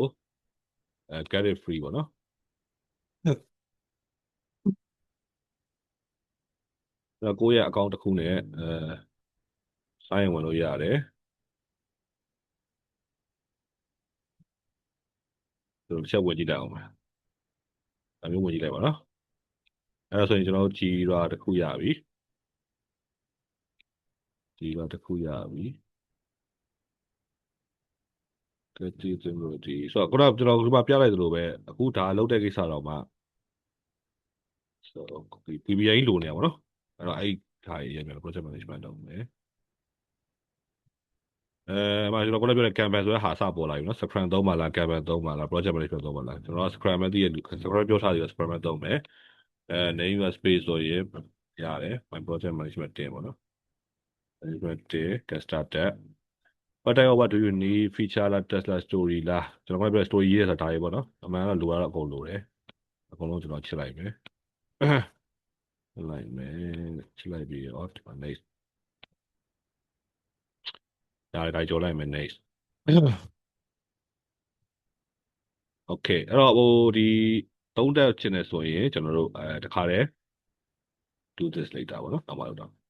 ကြည်တော့မှာကျွန်တော်တို့စပြီးတော့brother တို့လည်းအကောင့်ဖွင့်ပြီးတော့တစ်ချက်စမ်းကြည့်လို့ရပါတော့ကျွန်တော်အခုတင်ပြပါလို့ပဲကိုယ်ပိုင် email တစ်ခုနဲ့ဝင်လိုက်ရင်ရပြီ VPN တော့လိုကောင်းလိုလိမ့်မယ်ကျွန်တော်ကတော့online သုံးတယ်ပေါ့နော် ကျွန်တော် wifi ကလည်း wifi ကြောင့်လည်းဖြစ်ကောင်းဖြစ်နေပြီပေါ့နော်ကျွန်တော်စမ်းကြည့်ကြပါအဲ့တော့ကျွန်တော်ခဏစောင့်လိုက်မယ်ခဏစောင့်လိုက်ရင်ကျွန်တော်ဒါကြတော့ဒီဘက်ကဒီ Chrome ကဒီဂျီရာကြတော့ဒါရုံးရဟာဆိုတော့ကျွန်တော်တချို့ဟာကြီးကြတော့ထက်ထက်ဝင်ပြလို့မကောင်းဘူးပေါ့နော်မကောင်းတဲ့အတွက်ကိုယ်ပဲလုပ်ပြတယ်အဲ့ဆိုရပြီဒီတစ်ခုရပြီသူက my project management တင်ဒါအောင်လည်းပဲပြောလို့ရတယ်ပေါ့နော်ဒါပါတော့အခုဆိုရင်go live class ပေါ့နော်အပြည့်ပြလို့ရတယ်အဲ့မှာဆိုရင်က space ဘာညာရှိလို့ရတယ်ပြီးတော့ notification ဒီမှာဆိုရင်တော့ backlog တွေဘာတွေကတခါတည်းလုပ်ပြီးပြီလားဟိုဘာလို့လုပ်တော့လဲအမ spray ဘာခွဲပြီးသားအဲ့တော့ထားပြီးကျွန်တော်ကပုံသုံးလုပ်မယ်ဆိုတာနဲ့backlog တွေမှာဘာထည့်မလို့နော် backlog တွေဘာထည့်မလဲဆိုရင် create နေလိုက်မယ် create နေပြီးတော့ show ဘာလို့ပြောလဲပဲ as a customer I want to have some I want to have login function in my application so that I secure ပါနော် I secure my account is safe ပါနော်အဲ့တော့ဒါကျွန်တော် randomly ရှောက်ရေးတာပါနော်အဲ့လိုပြီးသွားပြီဆိုရင်ကျွန်တော်က create နှိပ်လိုက်ရုံပဲအဲ့ဒါ test ကူဝင်သွားပြီပေါ့နော်ဒါ product owner အနေနဲ့ကျွန်တော်ရေးပြီးသွားပြီဒါပေမဲ့ခုန acceptance criteria တွေမှာပါရေးလို့ဆိုရင်ဒီ description မှာရေးလို့ရတယ်အဲ့မှာဆိုရင်ကျွန်တော်တို့ဒီမှာခဏပါလိမ့်နော်ဒါကျွန်တော်2က3တက်သွားမှာပဲဆိုတာဒီနောက်ပိုင်း software ဟိုတွေက project manager တူတွေကလို့ incubate ဗျာ incubate ဆိုတာကျွန်တော် gain source လို့ပဲသိရမလား gain source မှာကျွန်တော်တို့ဘယ်သူမှကျွန်တော်တို့မတင်ပေးဘူး gain ထဲမှာဟိုခလုံးနှိပ်ကြည့်ဒီခလုံးနှိပ်ကြည့်တယ်ဖြည်းဖြည်းတက်သွားတယ်လို့ပဲဒီ psychology ကိုဒီမှာသုံးထားတာပေါ့နော်အဲ့တော့ဟိုခလုံးနှိပ်ကြည့်ဒီခလုံးနှိပ်ကြည့်တယ်ကိုယ့်ကိုတက်သွားပါပေါ့နော်တော့2ကအဲ့လိုကြီးတော့ဟိုကတော့မဖြစ်ဘူးဒါပေမဲ့ကျွန်တော်ဆက်ပြလိုက်မယ်အဲ့ဆိုရင်ကျွန်တော်တို့ကဒီ CN class ဆိုတဲ့ project ကြီးရှိတယ် project ကြီးမှာ product owner တယောက်နေတဲ့ backlog တစ်ခုကျွန်တော်စာရေးလိုက်ပြီ randomly ပေါ့နော် database တော့မရှိဘူးရေးလိုက်ပြီအဲ့ဒီမှာဒါကိုဒီမှာကျွန်တော်မြင်ရပြီမြင်ရပြီဆိုတာနဲ့ပြီးတော့ခုနကကျွန်တော်တို့ scrum ဘုတ်လို့ရွေးတဲ့အတွက်သူကဒီမှာ sprint တွေရော scrum တွေရောနာမည်တွေ backlog တွေရောတခါတည်း automatic ဟုတ်တာပေါ့နော်အမှန်တော့ scrum မှာ sprint 0ဆိုတာမရှိဘူးအဲ့ဒါဆို0ကြီးသုံးထားပါအောင်ထားပါဒါဆိုရှင်အနေနဲ့ကျွန်တော်ကဗာရေးလို့ရမယ်ဆိုရင် accepted criteria ပေါ့နော်AC လို့ပဲရေးလိုက်ပါမယ် AC အဲ့တော့ဘာလို့ဆိုကျွန်တော်ဒီ prefix သုံးချင်တော့ပေါ့နော် AC1 set criteria အနေနဲ့login function ဆိုမှတော့ဘာပါမလဲဆိုရင် user name password ပါမယ်ဒါမျိုးတွေပေါ့နော် user name password ပါမယ် AC2 အနေနဲ့ဆိုရင်if I forget the password there should be reset password ပေါ့နော် photo under ဘယ်နာမလဲဆိုရင်ဒီ password the path ပေါ့နော်အဲ့လိုမျိုးလေးပေါ့ဗျာ AC3 ဒါတို့လေးရေးပြရမယ်ပြီးတော့ကျွန်တော်စိတ်လိုက်ပဲစိတ်ပြီးသွားရင်ဘယ်သူ့အဆိုင်ချပါလဲပေါ့နော်အဆိုင်ပုဂ္ဂိုလ်ချမှာလားဒါမှမဟုတ်ရင်ဒီလိုမျိုးကျွန်တော်သုံးတဲ့ organization ကနောက်တစ်ယောက်ကိုချပါလားပေါ့ဒါကတော့ကျွန်တော်ဒီ book ကိုဘယ်သူမှ invite မလုပ်ရသေးလို့ကျွန်တော်တယောက်တည်းပဲရှိနေရပါတော့ဆိုင်ချလို့ရမယ် priority က low လား medium လား high လားဒါမျိုးတွေယူလို့ရမယ် parent ဆိုတာဒီအလုပ်ကပဲအလုပ်ကိုဆက်ဆက်နေရတယ်ဆိုတာမျိုးပေါ့နော်ဒါတော့အခုကတကူလေးရှိတော့ထည့်ကြမလို့ဒီပဲတင်းနေဘယ်နေ့စာရေးဘယ်နေ့ပြီးရမှာလဲ sprint ဘယ်လောက်တည်းထည့်မယ်ဆိုတာဟာတွေ story point ဆိုတဲ့ကိစ္စကိုကျွန်တော်နောက်ပိုင်းမှာဒီလေးဆက်ရှင်းပြမယ်remoter ကတော့စတင်တယ်လို့ကျွန်တော်ပေါ့နော်အဲ့တော့ဒီတကက်ကိုဖွင့်လိုက်ပြီး comment တွေပြောလို့ရတယ်အဲ့တော့သဘောတရားရပြောရမယ်ဆိုရင်ကျွန်တော်မူရင်းနေရာပြန်သွားလိုက်မယ်backlog တွေကိုသွားလိုက်မယ်backlog တွေသွားပြီဆိုရင်ကျွန်တော်ရဲ့ backlog တွေကtest တစ်ခုကိုထည့်ပြီးသွားပြီပေါ့နော်အဲ့လိုမျိုး test ပေါင်းမြောက်များစွာရှိနေမယ်အခုဆိုရင်ကျွန်တော်2ခုပဲရှိသေးတယ်နောက်ထပ်ခုနလိုမျိုးအလုပ်ကလုပ်လေနဲ့ဘယ်လောက်တွေဖြစ်လာမလဲဆိုရင် test တွေကအများကြီးဖြစ်လာမှာပေါ့နော်အဲ့တော့ backlog မှာ test ကဘယ်လောက်ထိရှိတာမယ်ဘယ်လောက်ထိ limit လုပ်ရမယ်ဆိုတဲ့ဟာမျိုး scrum မှာမရှိဘူးအလုပ်ကိုကြိုက်တော့ပြစ်ထည့်လို့ရတယ်ပြီးတော့backlog ကြီးကဘယ်တော့မှကုန်ဝိုင်းဆိုတာမရှိသေးရဘူးကုန်ဝိုင်းဆိုတာမဖြစ်ရဘူးပေါ့နော်backlog ထဲမှာလုပ်စရာဒီ backlog ထဲမှာအလုပ်က0 watt item ဖြစ်သွားပြီဆိုရင်အဲ့ဒါ product owner အသုံးမကျလို့ပဲသူမစင်းစားနိုင်တော့လို့နော်အဲ့လိုဘယ်တော့မှမဖြစ်ရဘူး product owner backlog ထဲမှာလုပ်စရာလုပ်ရအမြဲတမ်းအသစ်ဖြစ်နေရမှာပေါ့နော်ဒါမျိုးအဲ့တော့ထားပါတော့အခုcreate တခုထည့်လိုက်မယ်ဒီကောင်ကိုကျွန်တော်ဒီမှာနည်းနည်းပြီးတော့ test လုပ်ပေးတယ်ပေါ့နော်အဲ့တော့ကျွန်တော်အလုပ်ကပြီးတော့3ခုဖြစ်သွားပြီ3ခုဖြစ်သွားတဲ့အချိန်ကျမှကျွန်တော်နောက်ပိုင်းတရားတိုင်းမှာကျွန်တော်ဒီ sprint အကြောင်းကိုစတင်တော့အဲ့မှာ sprint လုပ်မယ်ဆိုရင် meeting စလုပ်ရတော့မယ်အဲ့တော့ sprint planning လို့ခေါ်ရဲပါကြတယ်အဲ့မှာကျွန်တော်တို့က ကဲဒီအလုပ်ကိုငါတို့ကလုပ်မယ်ဟေ့ဆိုပြီးဒီထက်ကိုကောက်ရွှေ့လိုက်တယ်ဒါပဲအဲ့တော့ဘတ်လော့ကြီးတွေကအလုပ်သုံးခုတွေကနှစ်ခုပဲကျွန်တော်လည်းအဲ့ဘတ်လော့တွေကနေမှအလုပ်တစ်ခုပဲကျွန်တော်တို့ကစလုပ်မှာအဲ့လုပ်မဲ့အလုပ်ကိုတော့မှ developer တိတ်ပြီးပါပြီးကြည့်ပြီးတော့ဒါကိုဒါးလည်းသူဖတ်မယ်ဒီ AC တွေကိုကျွန်တော်တို့ကြည့်မယ်ကြည့်ပြီးတော့လုပ်ပြီးသွားပြီဆိုရင်ကျွန်တော်တို့ post သွားကြည့်idea တို့တူတို့ရှိရပါတော့တူပါညာတော့လားဆိုတော့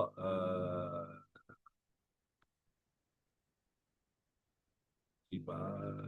ဘာအဲ့ဒါ start spray ကိုလည်းရတယ်ဟုတ်ကဲ့အဲ့ဆိုရင်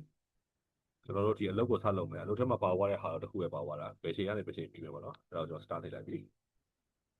start လိုက်ရင်ဆိုရင်ဒီမှာပုတ်ထဲဝင်သွားပြီဘက်လောကနေပုတ်ထဲဝင်သွားပြီပုတ်ထဲကနေ developer ကနေသူidea ကနေသူဆက်လုပ်ပြီဆိုရင် drag and drop ရွှေ့လိုက်အောင်မယ်အလုပ်လုပ်နေပြီသူပြီးသွားရင်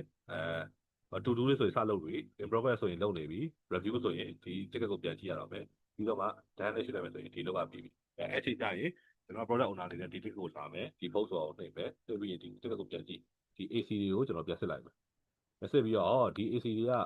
ဟုတ်တယ်တကယ်လည်းဟုတ်တယ်ဆိုရင်ဒီ done ကို done တိုင်းမယ်ကျွန်တော်ထားလိုက်မယ်တကယ်လို့ AC တွေကမဟုတ်ဘူးတစ်ခုမှဆိုရင်တော့မနှောင်းနဲ့ပြန်ကြည့်လိုက်ဒီသဘောတရားပါနော်အလုပ်တွေကငါပြောတဲ့ acceptance criteria တွေမှာပြီးသေးဘူးကျွန်တော်တို့ developer ပြန်လုပ်ဒီဘက်ကိုပြန်ဆက်လိုက်ကျွန်တော်ကဒီဘက်ကိုပြန်လုပ်လိုက်ဒီကတိုက်ပွဲတွေဝင်ရတာပါဗျ product developer တွေကဒီသဘောတရားပါနော်ဒီလောက်ဆိုရင်ကျွန်တော်လည်းရှင်းမှထင်တာပဲဒါကျွန်တော် demo လေးပြလိုက်တာတကယ်ဟိုပါမှာလဲကိုကိုစမ်းကြည့်ဆောက်ရတယ်ဒါပေမဲ့သူက trial version ဆိုတော့14ရက်လောက်ဝန်းကျင်ပဲသုံးလို့ရပါတော့ကျွန်တော်ဟာတွေလည်းကိုစမ်းကြည့်လို့ရတယ်ပြီးတချို့ feature တွေကြောက်လည်းကြီးပါပတ်စံပေးမှသုံးလို့ရတဲ့ဟာရှိရပါတော့အဲ့တော့ product management tool အနေနဲ့ပြောရမယ်ဆိုရင်တော့ Jira ကကျွန်တော် Asian market မှာနာမည်အရဆုံးဖြစ်တယ်ပေါ့နော်အဲ့တော့ဒီဟာလေးစမ်းသုံးရင်သုံးလို့ရတယ်အဓိကတော့ဒါပဲဘယ်လိုရှိမလဲပုံရှိမယ်တကယ်ဖွင့်မယ်ပုံပါရှိပြီးလာပါတော့အဲ့တော့ကိုကသက်ဆိုင်တဲ့ရချိန်ကြရင် sprint ပြီးသွားပြီဆိုရင် complete sprint ဆိုတာတင်လိုက်ရင်ဒါကျွန်တော် sprint ရဲ့ဟာတွေကတော့ပြီးသွားပြီပေါ့နော်ဒါပဲ complete sprint okay ပါအဲ့တော့ sprint complete ဖြစ်သွားတယ်ခုနက sprint 1ဟာအပေါ်ရောက်သွားပဲနောက်ထပ်2ဆိုတာလာပြီနောက်ထပ် sprint မှာဆိုရင်ကျွန်တော်ဘယ်လိုလဲ item 2လေးဆွတ်ထည့်မယ်လောက်ဆက်လုပ်မယ်ဒီသဘောပါပဲပေါ့နော်အဲ့ဆိုရင်လည်းတော့မြင်သာထင်သာလေးတော့ရှိသွားပြီပေါ့နော်ဟိုပါပြောတာကိုနိုင်ဝင်ရမင်းနေထားတယ်ဟုတ် okay ပါအဲ့ဒါဆိုရင်ကျွန်တော်မေးကြလေးရှိသေးလားဒီချိန်ကျွန်တော်အတန်းလေးတစ်ချက်ချင်းတော့ဒါမှကြရင်တော့ကျွန်တော် Scrum Master အကြောင်းရယ် developer အကြောင်းရယ်ပြောမယ်ပြီးတော့ assignment အနေနဲ့ကိုက product owner တယောက်အနေနဲ့ product ဘယ်လိုစပြီးရေးကြည့်ကြမယ် tools တွေစသုံးကြမှာပေါ့နော် tools ကိုတော့ကျွန်တော် byte code လုပ်ရင်ကောင်းမလားစဉ်းစားတယ်ပေါ့နော်ဘယ် tools သုံးရမလဲဆိုတာဟာတော့ Jira ပဲသုံးချင်တာပေါ့နော် Jira ဆိုရင်တော့ရေရှည်သုံးလို့မရဘူးဒါကြောင့်နောက်မှကျွန်တော်ဆက်ပြောပါမယ်ဟုတ်ကဲ့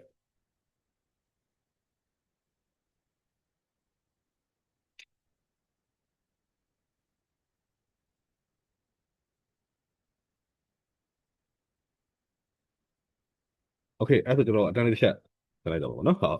အားလုံးပဲကျမယူဆိုင်ပါဟုတ်